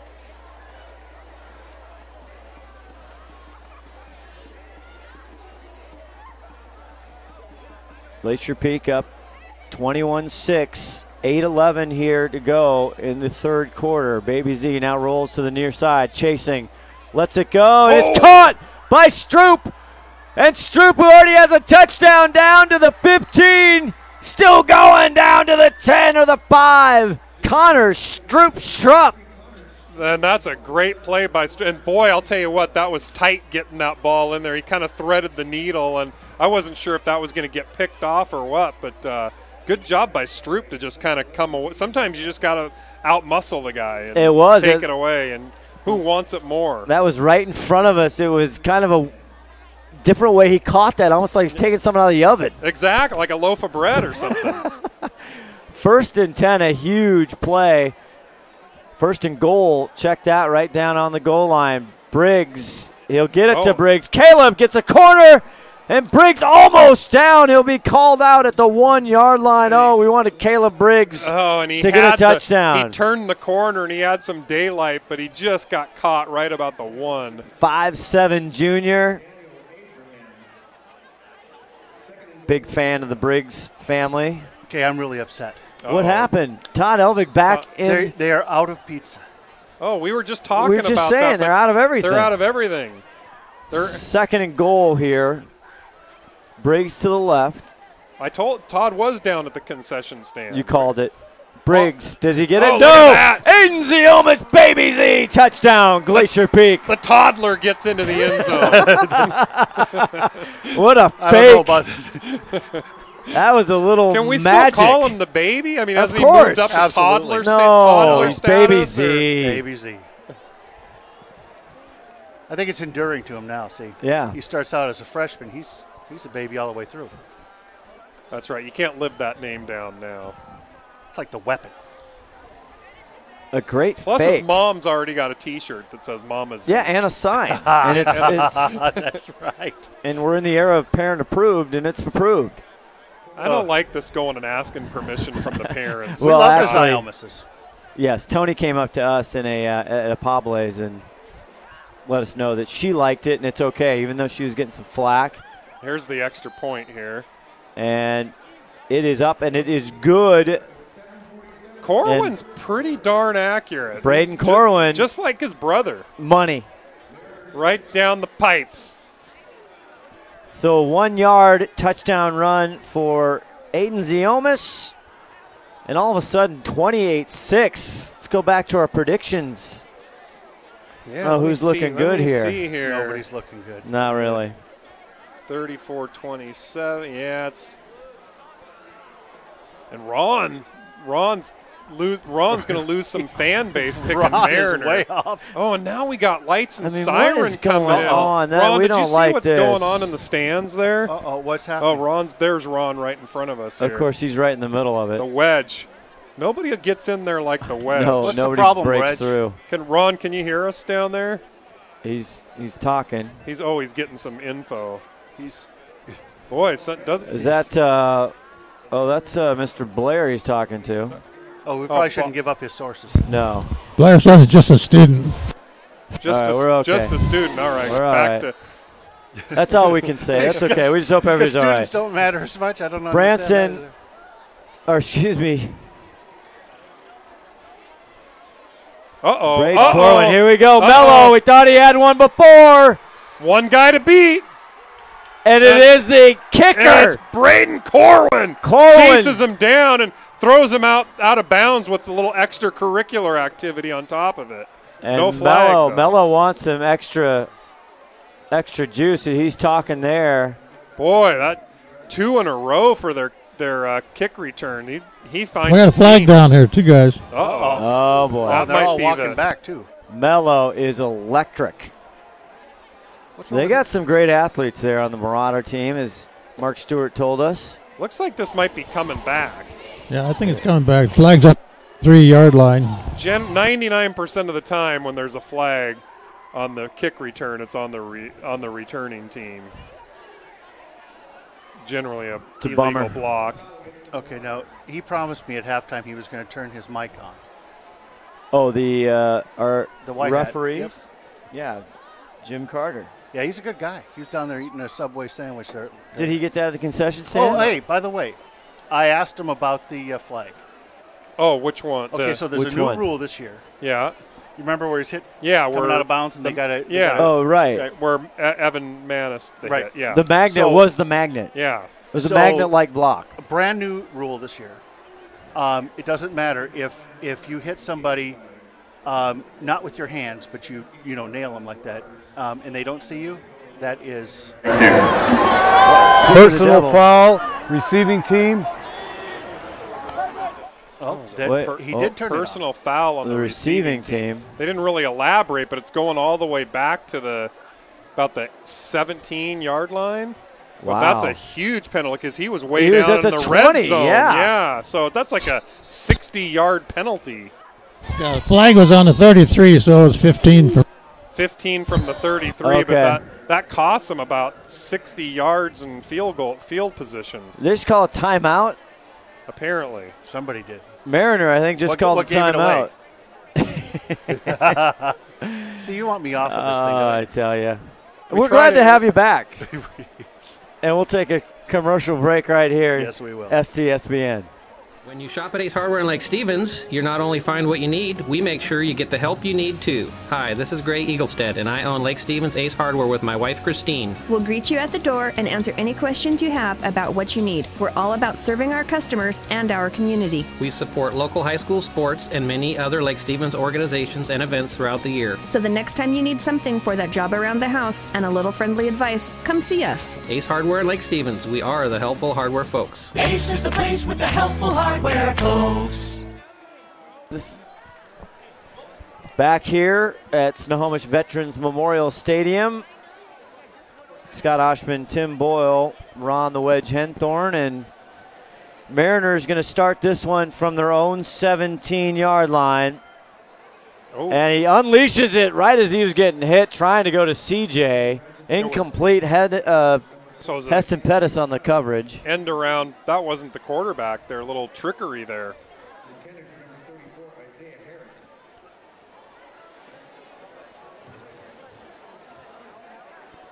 And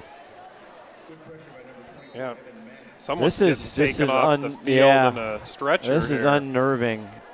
Hopefully they're all right. Apparently it's a student. Yeah, right in front of the stands. There's a late flag on the field. I was actually watching the ambulance there. Oh, another unsports. Oh, my That's goodness. two of them in a row against Mariner. They're kind of falling apart here. Ron, did you see any of this unsportsmanlike conduct, or? Unfortunately, I didn't see it either. I was kind of looking around to see this young student being taken out of the stands over here, and then turned around and saw the same thing you did. So we'll just have to go with what the replays got on it. Ron, is the student okay? Dead ball, unsportsmanlike offense. That's our head referee, Jim Carter. We got all kinds of stuff going on here. Okay, student wait looks for the okay. whistle. And he's got to see if he turns his mic off. There we go. What's that, Ronnie? yeah, the student is pressure there, but I think she's okay. 2nd and 20, 7:30 left to go. And this is Mello one more time, and he's met right up top there by. He picks up about 12 yards down the seam there. Dawson Crosby.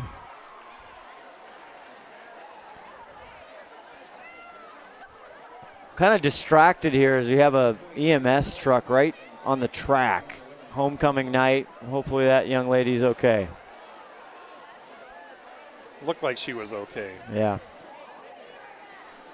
3rd and 10, just under 7 minutes to go here in the third quarter. Glacier Peak homecoming tonight.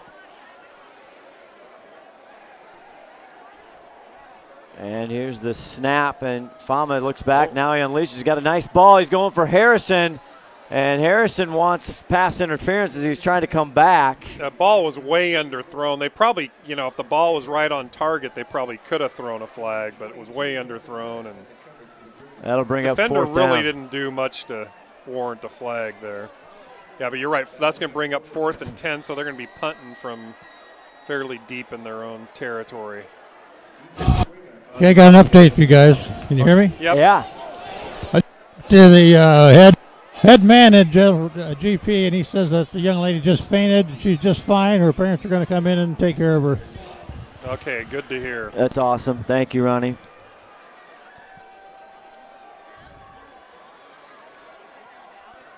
Skradek up to punt there.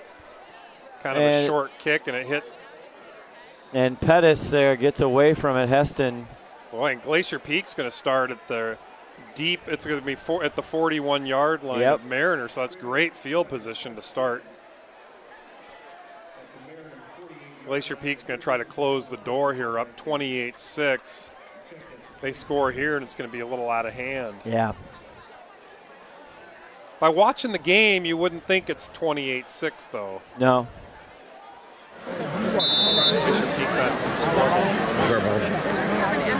There's that Steve Hawley sideline camera. I want to thank him. Great shots down from the field. So Ziomas, 2 backs. He gets it off to Briggs. Caleb trying to pick a lane there on the right. He gets up. Big it's a flag. I think that might be a hold. Gain of 9. From where that's thrown, I think that's coming back. It was actually a good little run by Briggs. Got around the corner there, but he might have had help from a hold. There it is, holding Glacier Peak. That's not their first one tonight. No. We've had a couple. Meanwhile, the Cougs playing down at Cal. They're trying to figure things out. Cal up struggling. 10-3 so far. Bowers not doing a ton. But, yeah, Cougs have 3 turnovers already in the first half. The head referee. Holding offense. High school, they generally don't yell out the numbers. Holding offense. Going to be first and 19.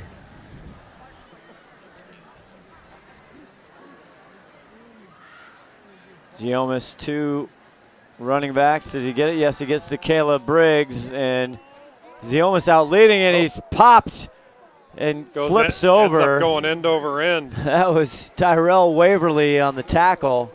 Great on-field camera right there. You see it right.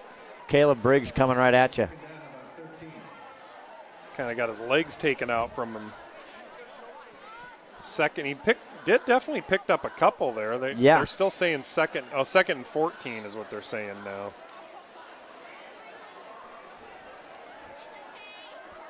Bo Burns, the near side receiver. He has been quiet since that opening touchdown. As you see there, Giomis going back. Now there's a flag on the play, though. Peels out to the right. He connects with Manis. Manis sheds a tackler, still on his feet. Evan the Magnet. I think down to the 29. That's a great play by Evan, but I think it's coming back. I think it's going to be some type of illegal motion on Glacier Peak. Actually, there's 2 flags on the play. That may benefit Glacier Peak. Offsetting. That's what they would have to hope for. I think the first one's for sure on them. The sideline judge flag the offsides, and the head referee is probably for motion. So let's see what happens. I think they're both against GP. Well, the offsides would have to be against Mariner. That's definitely coming back. Kids just trying Legal shift, offense, repeat second down. Yeah, both those guys in the backfield were moving around before, right about when the snap was going to take place.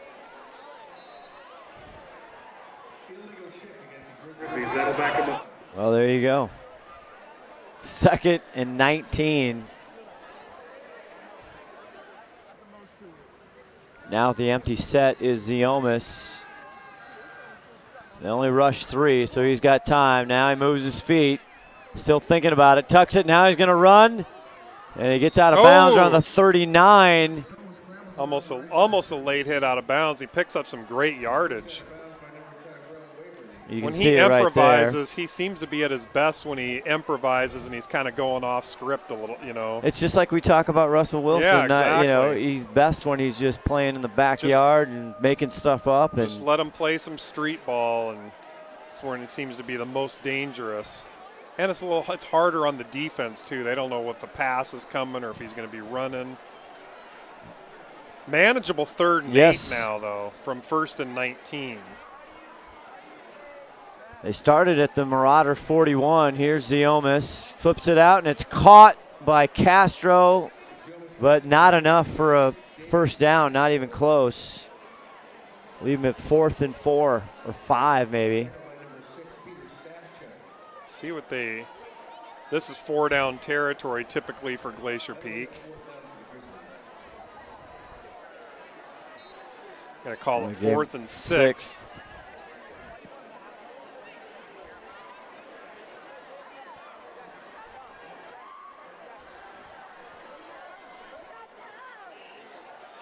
Now he's got Anthony Collins to the left of Aiden Giomis. He scoots back a little bit. Oh, and he's going to punt it. Interesting. It's going to go. It takes a bounce into the end zone. Yeah, that's going to come. Yeah, I think I would have liked to see him gone for that. 4th and 6, a rare punt on that side of the field. From that position, typically. Well, still 4:19 left to go in the 3rd quarter, so 28-6. A lot of time. Big shout out to Steve Willits, the mayor. Something. Down in California, want big well wishes. Oh, I said they're listening to KRKO, and they had a 23-minute delay Oh with an my aid car on goodness. the field as well. Yeah, there's EMS trucks. There's all kinds of stuff going on. Meanwhile, down here, ball carrier keeps going. That's Big 12, Josiah Pesterkoff. It's funny, they have him listed 5'8", but 215. 5'8", 215. It's hard He to stop. Looks taller, just a sophomore. Just a sophomore. That's scary. We're going to see him for a couple more years. Yeah, and head coach for Mariner, Mark Stewart, talking about he's got several sophomores that he is very enthusiastic about. The future is bright for Mariner. 2nd and 7, ball in their own 23. Here's Big Harrison. And it takes all kinds of blue jerseys to try, and they still don't get him down to the ground, but the whistle blows. Didn't get much on that. The nice thing that where Glacier Peak has the advantage tonight is if their defense has a strong suit, it's really their D-line against the run, I think. And yes. You know, if they had a weakness, it might be the secondary. But Mariner's strength is obviously trying to run the ball and plays right into Glacier Peak's strength. Well, Palmoffi up there. Go ahead, Ronnie. For 71 here, looked like a bad ankle. A kink in the wheel there. He fell down the field. He's going to call me a timeout here. All righty. Well, maybe we'll step aside while they attend to him. It's big number 71, Alex Tran, the offensive lineman down there. We'll be back with more right after this.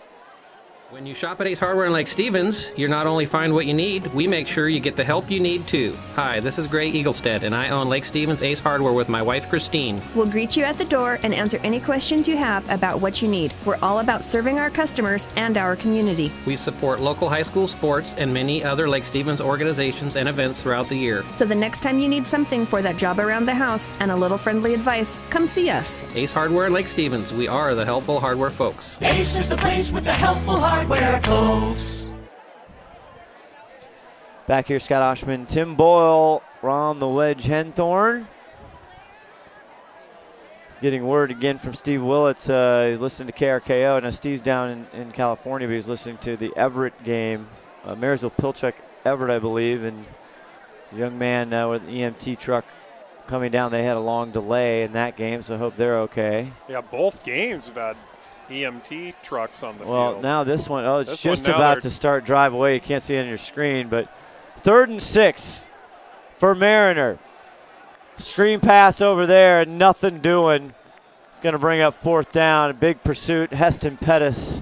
Yeah, there were just too many GP players in the vicinity there, so that's going to bring up a 4th and 4.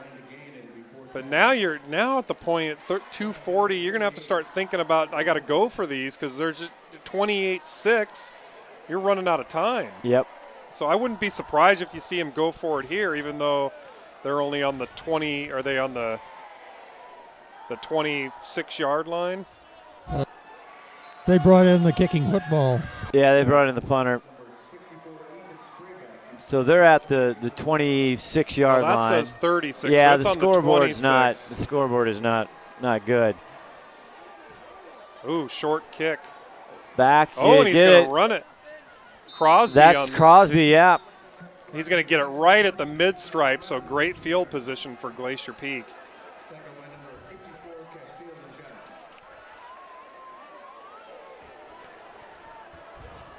.202 left to go in this 3rd quarter, and here comes the Grizzlies back out one more time.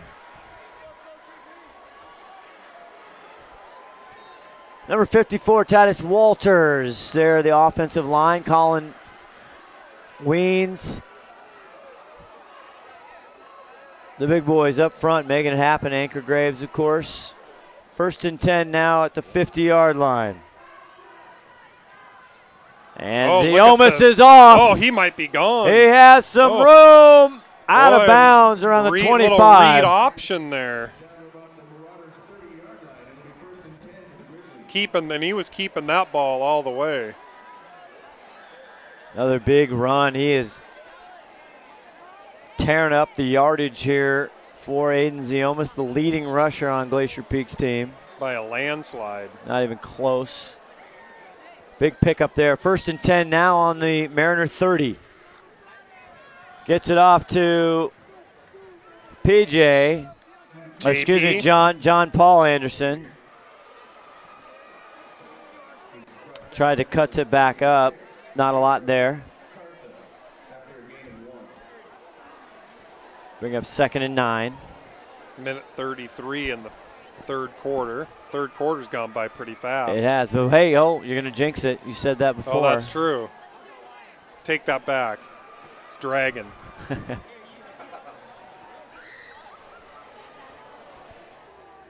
Fakes the handoff. Now he flips it over to Castro. Castro trying to make a move, and 2 Mariner Marauders right there. Puts him down at the 25. Will bring up 3rd and 5. A little screen pass to Castro. Waverly there. And Riley there, 6'1" junior on the tackle for Mariner. This is a big 3rd and 5 for Mariner here. They need really to need a stop here if they want any chance of getting back in this football game. Showing blitz. John Paul to the left of Ziomas. Bo Burns, a single receiver here on the near side. And they hand it off to JP. I think he's going to get that. Anderson. I think they're going to give that to him. I think he needed to get down to about the 20, and he did. He got to the 19. Yeah, so. Ron right there on the line, Ronnie. You saw that all the way. Yeah, he got it all the way. Confirm. Same play. Same play up the middle, and this time it'll be good for another 4 or 5 before brought down by big 55, Abraham, and that will end the 3rd quarter. We head to the 4th. GP knocking one more time on the door.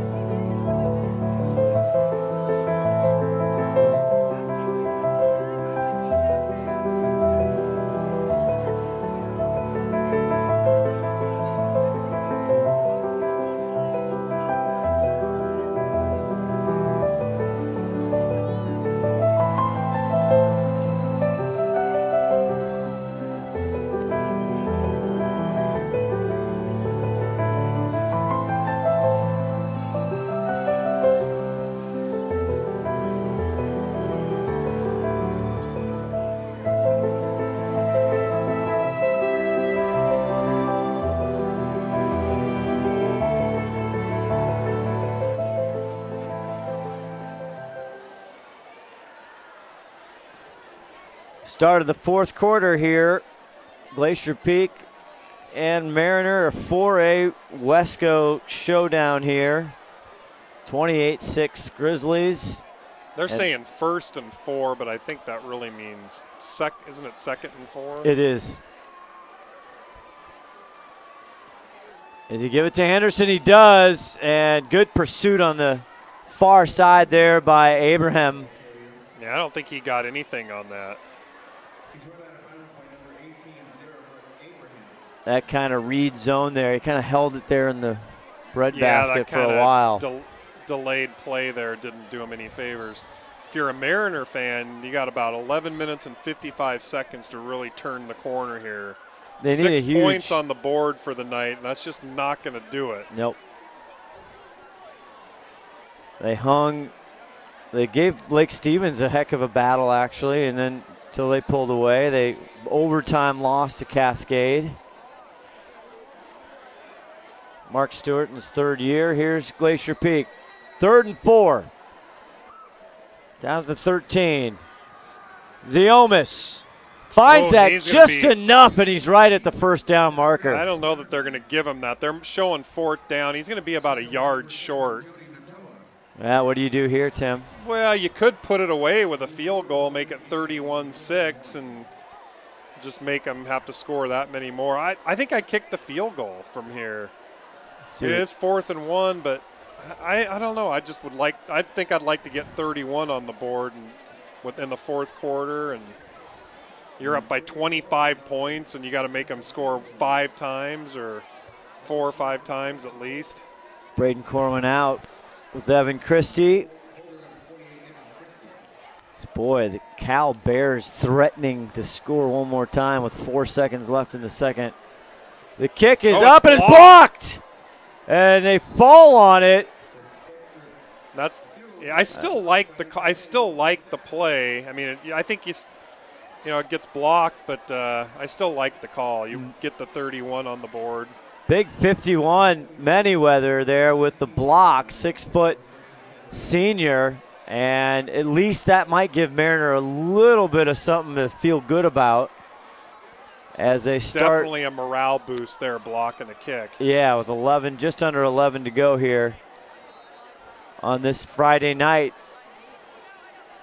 Friday the 13th.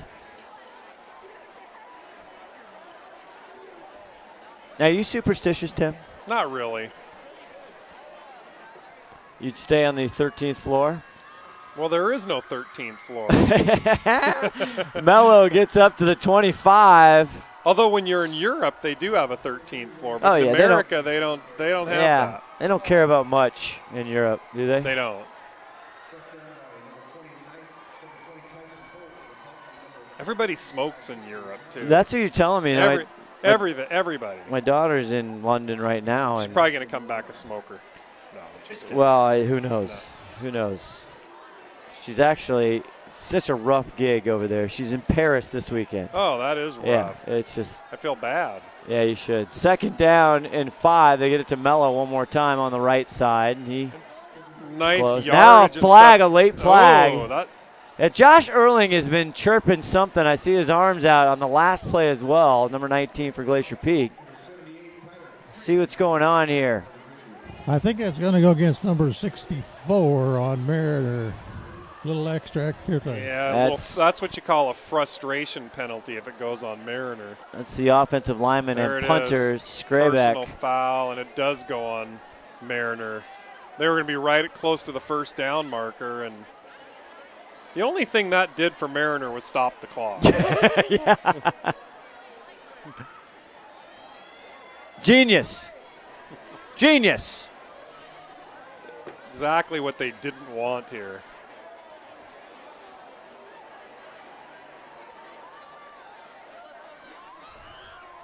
It's going to cost him 15. Oh, here we go. There's the ref. Dead ball, personal foul, offense. Personal foul against the Marauders. That'll cost him 15. 3rd down. Tim not happy as we're watching what's going down in Berkeley. Looks like Cal just scored to go up 17-3 and at the end with no time left in the half. Painful. Be some adjustments at halftime here. Cougars, they got to put it together. 2nd and 14. Throwing now, Fama, and it's complete. And that's a big play for the Mariner Marauders. 2nd and 14, and he picks up about 24. And that was Pesterkoff throwing to Fama, the quarterback. Trickery. There's some tomfoolery. They need it right now. What a big play there for the Marauders. Now, Mariners going to be a little bit off their game plan, probably having to go to the air quite a bit here. This time they hike it to Mello. Mello making something to the right of 1st down. Man, it takes a whole bunch of tacklers to bring him down. A lot of extra hits, a lot of kids pointing at people. Oh, and there's a late flag again. I think that's going to be another unsportsmanship foul or personal foul. See where they're marking that. We have had quite a few. Oh, this time it's against Glacier Peak. See if Ron saw that. You got anything for us, Ronnie, on that one?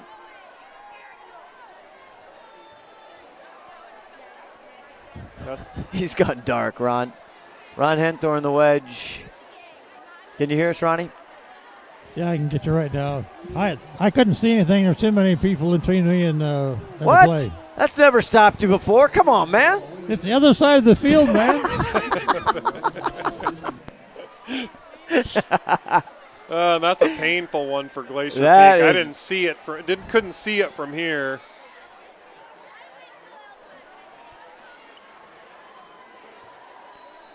Well, they had a big first down pickup on that trickery play. Here we go. Now, if Fama takes it back, and he takes it himself, and there's still bodies flying everywhere well after the whistle. That time, Palmolfi.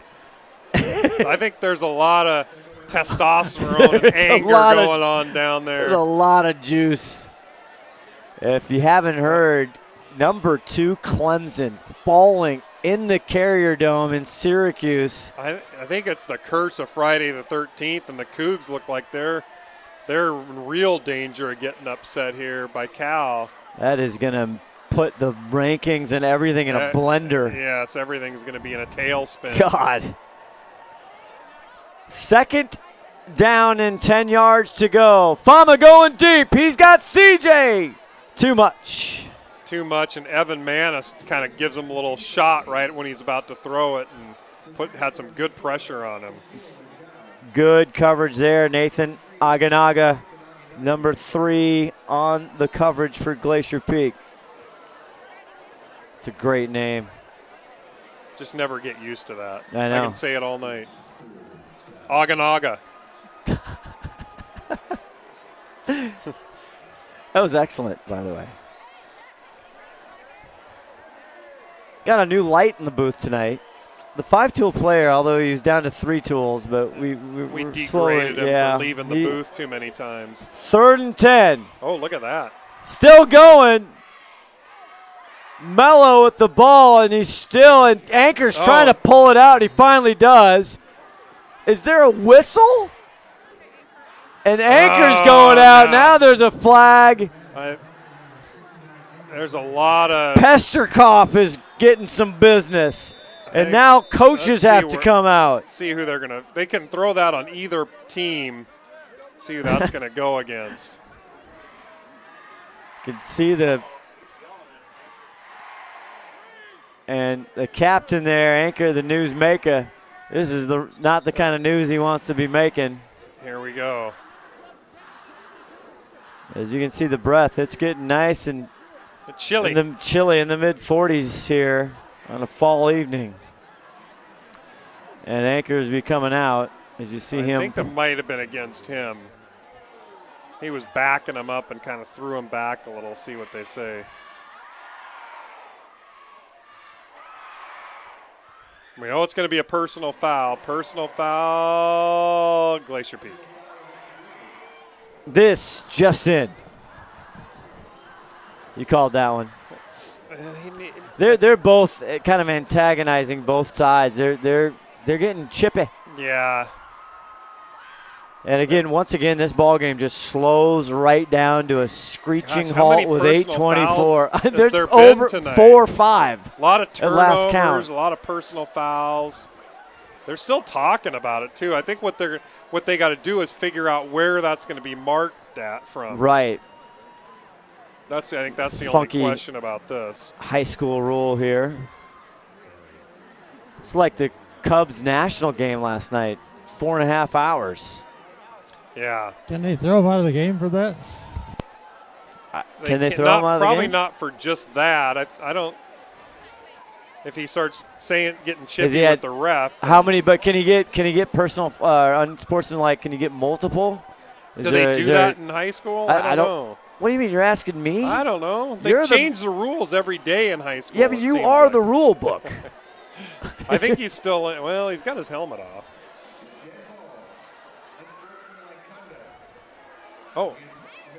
Oh, now it's saying Mariner. What?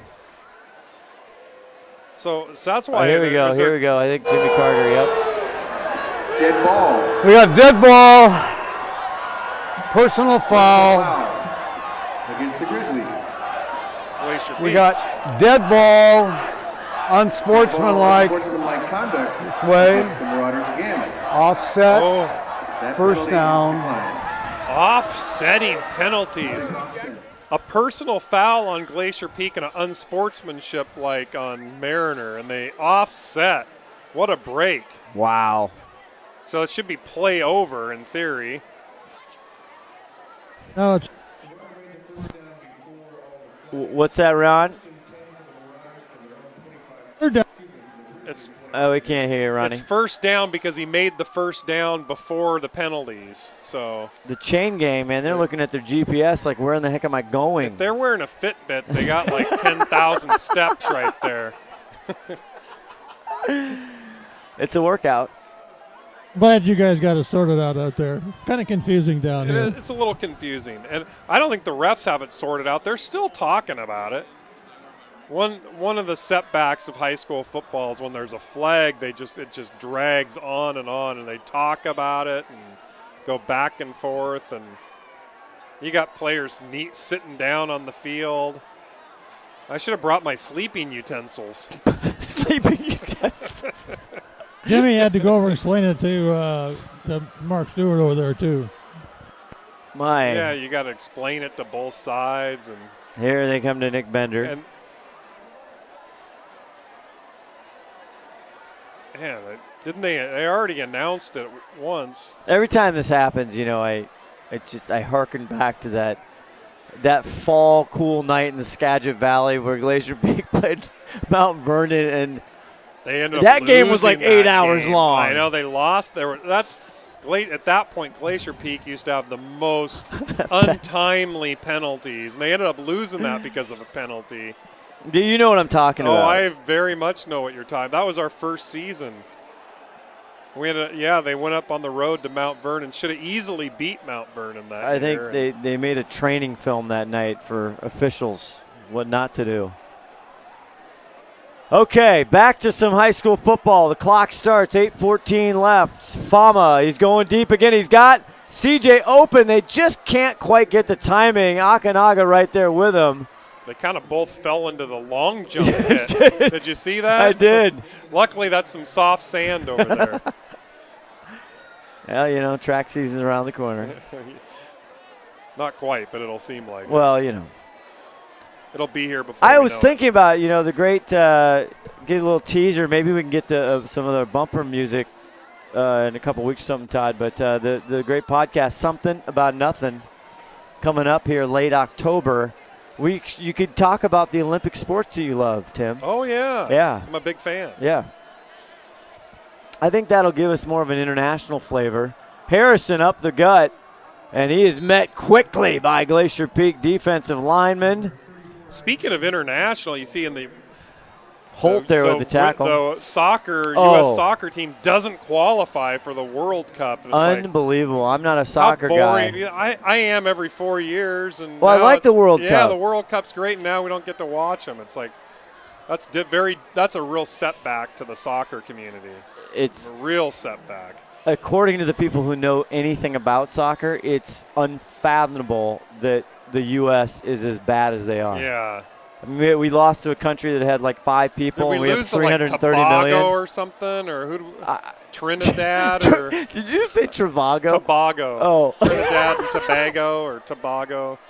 I mean, we lost to some team we should have never lost. 3rd and 9, if anyone still cares. Fama, nice job getting out of trouble. He just whips it. Incomplete. I think he was just trying to get rid of that one. He had a lot of pressure coming. The magnet there almost got a handle on it. 28-6, 7:07 left to go in this game. Travago. That's a geography lesson for all.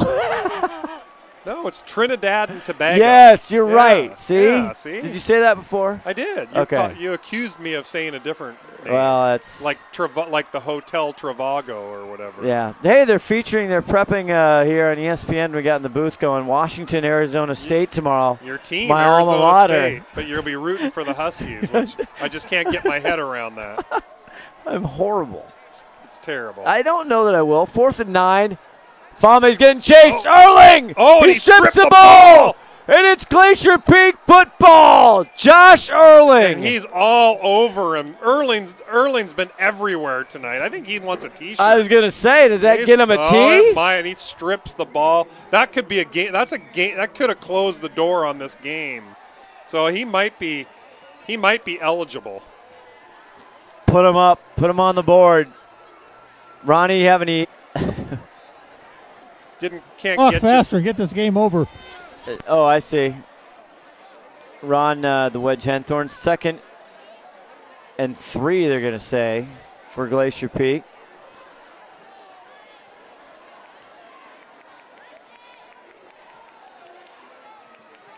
Long count here. Finally gets in. They get it to Briggs one more time. Briggs up through the hole, and he gets a Glacier Peak first down. Might be a face mask. Really? I do see the flag now. Let's see. Oh, it's hold. It's going to be holding against Glacier Peak, and that kills Glacier Peak. It takes away their first down and stops the clock. They had the clock moving. You know, they pick up a first down. They can start just keep chewing that clock and kind of. How many holding penalties tonight? We have to. That'll be a topic we'll have to ask them about.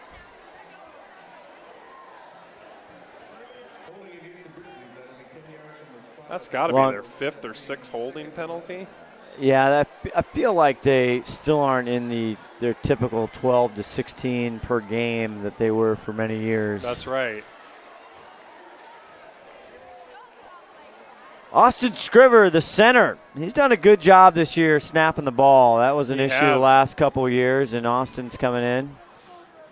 It's time they get it to Briggs. Briggs almost in trouble. He's going to lose yardage. He's going to lose probably 4 or 5 on that, so you're going to be looking at like 3rd and 15 or so. Great play there by the Mariner player. And that holding penalty, that just killed him.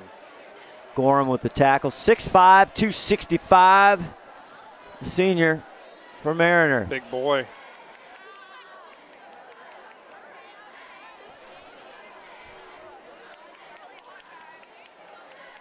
Now everybody waiting. Clock ticking, though. Clock the enemy right now at 5:25, and probably just not quite enough time for Mariner to really get anything going here. Trips right. Go ahead, Ron. Zioma's back. He looks for the screen. Now he's going to go deep. Oh, and he's got a wide open Grizzly. He catches it. It's 36. McKenzie. Patrick McKenzie, the freshman. Get in there, Patrick. To the 5. Oh. He's thrown out of bounds. He's so close. And Patrick McKenzie's looking for the flag. My goodness, the freshman. And he almost had it, and he was wide open. We were talking to defensive coordinator Rudd tonight about him. What a play by McKenzie. We were asking if we'd see some Patrick McKenzie tonight. How about that? Oh, that's worthy of a replay. And we take credit for our Patrick McKenzie for starting him out up in the booth here. Yes, we're the reason he's out there. They won like an auction or something. Yep. And now Baby Z going to go. Usually when people spend some time with us, they're never the same in a bad way. And I'm seeing Baby Z kind of favor his left shoulder a little bit. He must have taken a hit right at the end. So who do we got in as QB? Well, you got St. Jean in now, Colton St. Jean. I don't know why Kramer in there. We talked about a snap, and Briggs falls on it. The rhythm's off. Aiden Ziomas comes out, and the rhythm's off a little bit. No, Ron, I saw that St. Jean had some snaps maybe last week or the week prior that I missed. I don't know, Ron. I don't know why Kramer's not in. Spencer Kramer, the 6'5" junior. But now it looks like St. Jean, who also is 6'4", is a sophomore. Directing traffic, wearing number 16 for Glacier Peak. 2nd and 17, 2nd and goal from the 17. Briggs spins. That play just took a little bit too long to develop there. See Evan Christie hobbling a little bit. As you can see, a great field camera there by Steve Hawley. Abraham with the 3rd and 17. 3rd and goal at the 17. They go from first and goal on about the 1 to this. Clock is ticking though, so Glacier Peak's happy with that. Cold night here on Friday the 13th.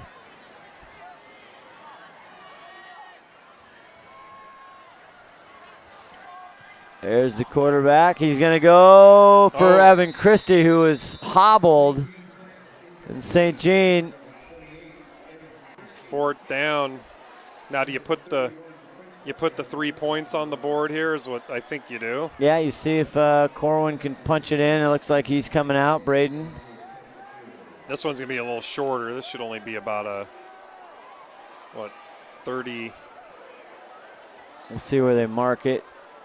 He's going to go to the 20. 33-yarder maybe. Yep. Yeah. We'll see. What's he wanting credit for? The prediction. We'll see if he goes. So, did you 33-yard field goal attempt, Braden Corwin from the right hash. Christie, the hold is good. It's up. I think he just. It's no good. It's a little. This one's wide left. From the right hash, it went wide left. As my wife says. A big hook to the left on that one. Yeah, that one, shankopotamus on that one. So while you're taking a break up there, I want you to figure out who we got throwing for POG, man. I knew it. I knew it. Ron likes to know it about halftime. We'll be back after this. Did you know that Speedway Chevrolet is part of the Lee Johnson Auto family? That means 84 years of serving you the LJ way. Need a truck? We have the perfect truck to fit your needs. Half tons, 1 ton, 2-wheel drives, and 4-wheel drives. Our finance specialists are here to help you, whether you have good credit or bad credit. We're just off Highway 522 at West Main Street in Monroe. Lee Johnson Auto Family, the LJ way. That's some serious analyzing of our predictions at the break there, Tim Boyle. Yeah, none of us were real close. I think everybody thought. I don't know why the clock's running, but go ahead. I think everybody thought the game was going to be real close within maybe a field goal or something, and it just kind of surprising. Somebody's hurt on the field. GP player. It's a GP player. I can get it a little bit in my binoculars. We'll see here. Looks like maybe just a cramp, but I'm not sure if they're going to put time back on the clock because it was a ticking there for quite a while. And that's Drew Johnson, who's coming back tonight. He's been hurt, and so hopefully he's okay.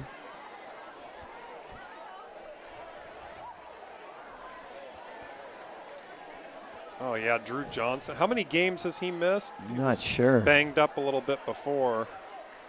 Then you hate to see somebody get banged up with 2 minutes left in kind of a game that's out of reach. It just, you hate to see that. We hate to see it at any time, but you really hate to see it when they're just kind of garbage time play.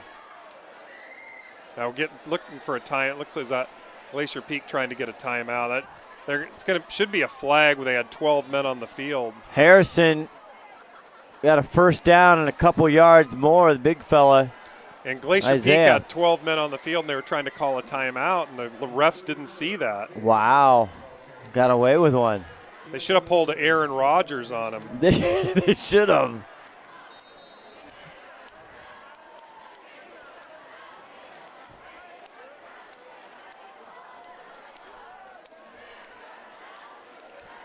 Clock ticking at 2 minutes. It's under 2 minutes to go here as you see at the bottom of your screen. 1st and 10 here for Mariner. Fama takes it. He's going to launch it, trying to go to Brown, overthrow. You know, and there's a flag coming out of the backfield. That's usually going to be like a defensive holding. Or it could that's what the judge was saying. Back judge. Generally, that's what that is. So they're going to catch a break there. And I'll tell you what, he's had some open receivers, and he seems to overthrow them on those plays almost every time tonight. Not if he quite gets that there. Just a little bit dialed in, they'd have some more points on the board. No doubt. Hey, if you can show that on the replay, all I had to do was move about 10 feet to my left, and I could have caught that ball. Ron wants to put me in, coach. I'm just waiting for the wedge one day to just run out there and catch it and go for a touchdown. It could happen. It's the ultimate holding, defense, first down. The ultimate wedge move. Oh, we got to get our player of the game. What are you thinking, Tim Boyle? We're gonna have to have a powwow at the next. Really? We're gonna have to powwow it at the next. But toss commercial him. break. What are you thinking? I think it should be Sarah Elvig. 24. Sarah Elvig, yeah, Evan Manis. He's gotten one already, but that's okay. They get it off to Big 12, and he's still stumbling. He breaks loose. Can you believe that? Pesterkoff! And touchdown, Mariner! Wow. Unbelievable run. Raj. And he just ran over people. He did. That was quite a jaunt there. Unbelievable. Pesterkoff. Pesterkoff. Is that who that was? Yeah, number 12, Number right? 12. What a run. That was 50-plus. Garbage time run, but hey, they'll take it. Well, let's look at the predictions. Let's look at the predictions better. Sure looks better on the scoreboard. 28-12. Now besides, you see that guy? Yeah, that was a tremendous run. That was a heck of a run. That was a little beast mode run. It looked like Earl Campbell again. Just running people over. We got looks like a new place kicker they're going to try here. Fama there, but Gabriel Kuna, the junior, on to see if he can get this point after.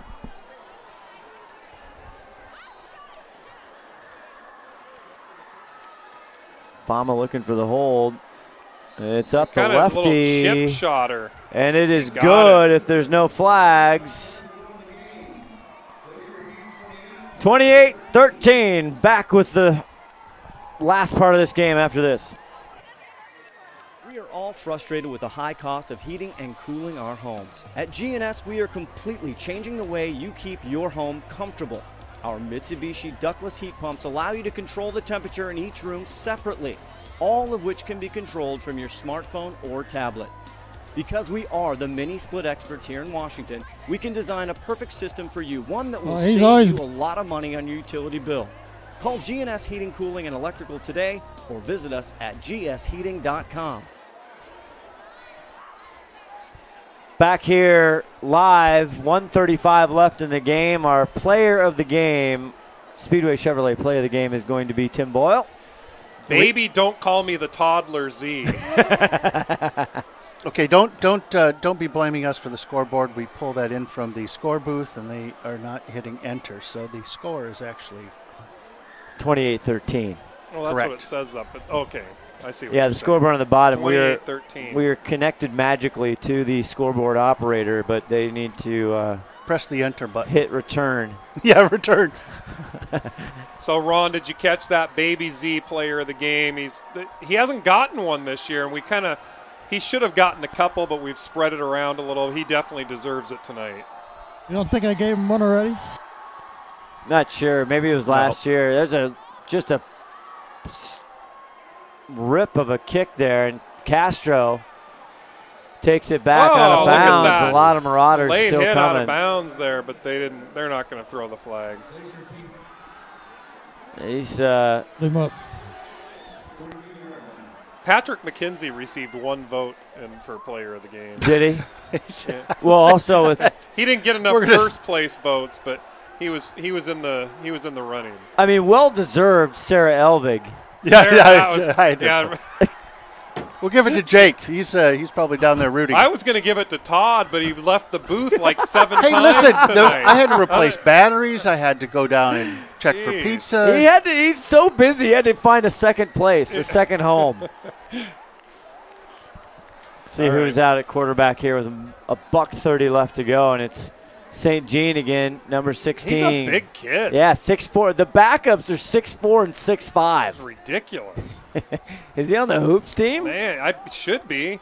And look at that horse collar. That's tackle it looked like a almost. nasty tackle. Anthony Collins. I want a big apology. All season I've been saying Alex Collins. It's not. That's you didn't. You could have butchered it a lot worse, like you do with other names. That's pretty close. I'll take that as a compliment. Okay, now listen. The backup parents are watching. I remember I had a kid in. Yeah. Right. At the end of the game, your kid goes in. He's a freshman. He's a sophomore, a junior, and all you can do is just glued to that. Yeah. You're like, oh, he's in. Well, that again, Anthony Collins has started. He plays all over the place. So I want to thank Tony Ziomas for bringing that to my attention. But we got St. Jean. Yeah, St. Jean was the quarterback. Yep. We got that one right. Looks like. And there's Anthony Collins back to punt. Well, it's second. Well, it's only second down. That's an interesting formation there. Sorry. Maybe I need to be a backup. They were kind of in victory formation. It was a little different formation. Delay, offense. See, they just wanted to run the clock down as much as I see what my problem was. There's so many problems. But they're going to go in victory formation. There you go. And that's the favorite formation of any team is the victory formation. No doubt.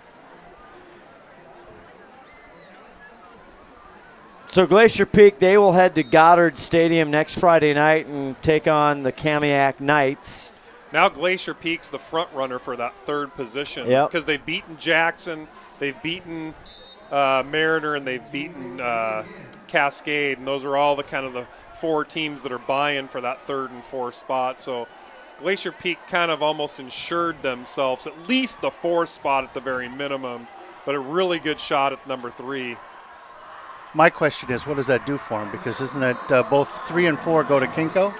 Or one of them plays SPL or whatever. Stay tuned. We'll break it all down for you next time we're here. Mariner heads out to Skagit Valley to take on the Bulldogs of Mount Vernon next Friday night as we wait Ron Henthorn for our player of the game, our Speedway Chevrolet player of the game here on STSPN.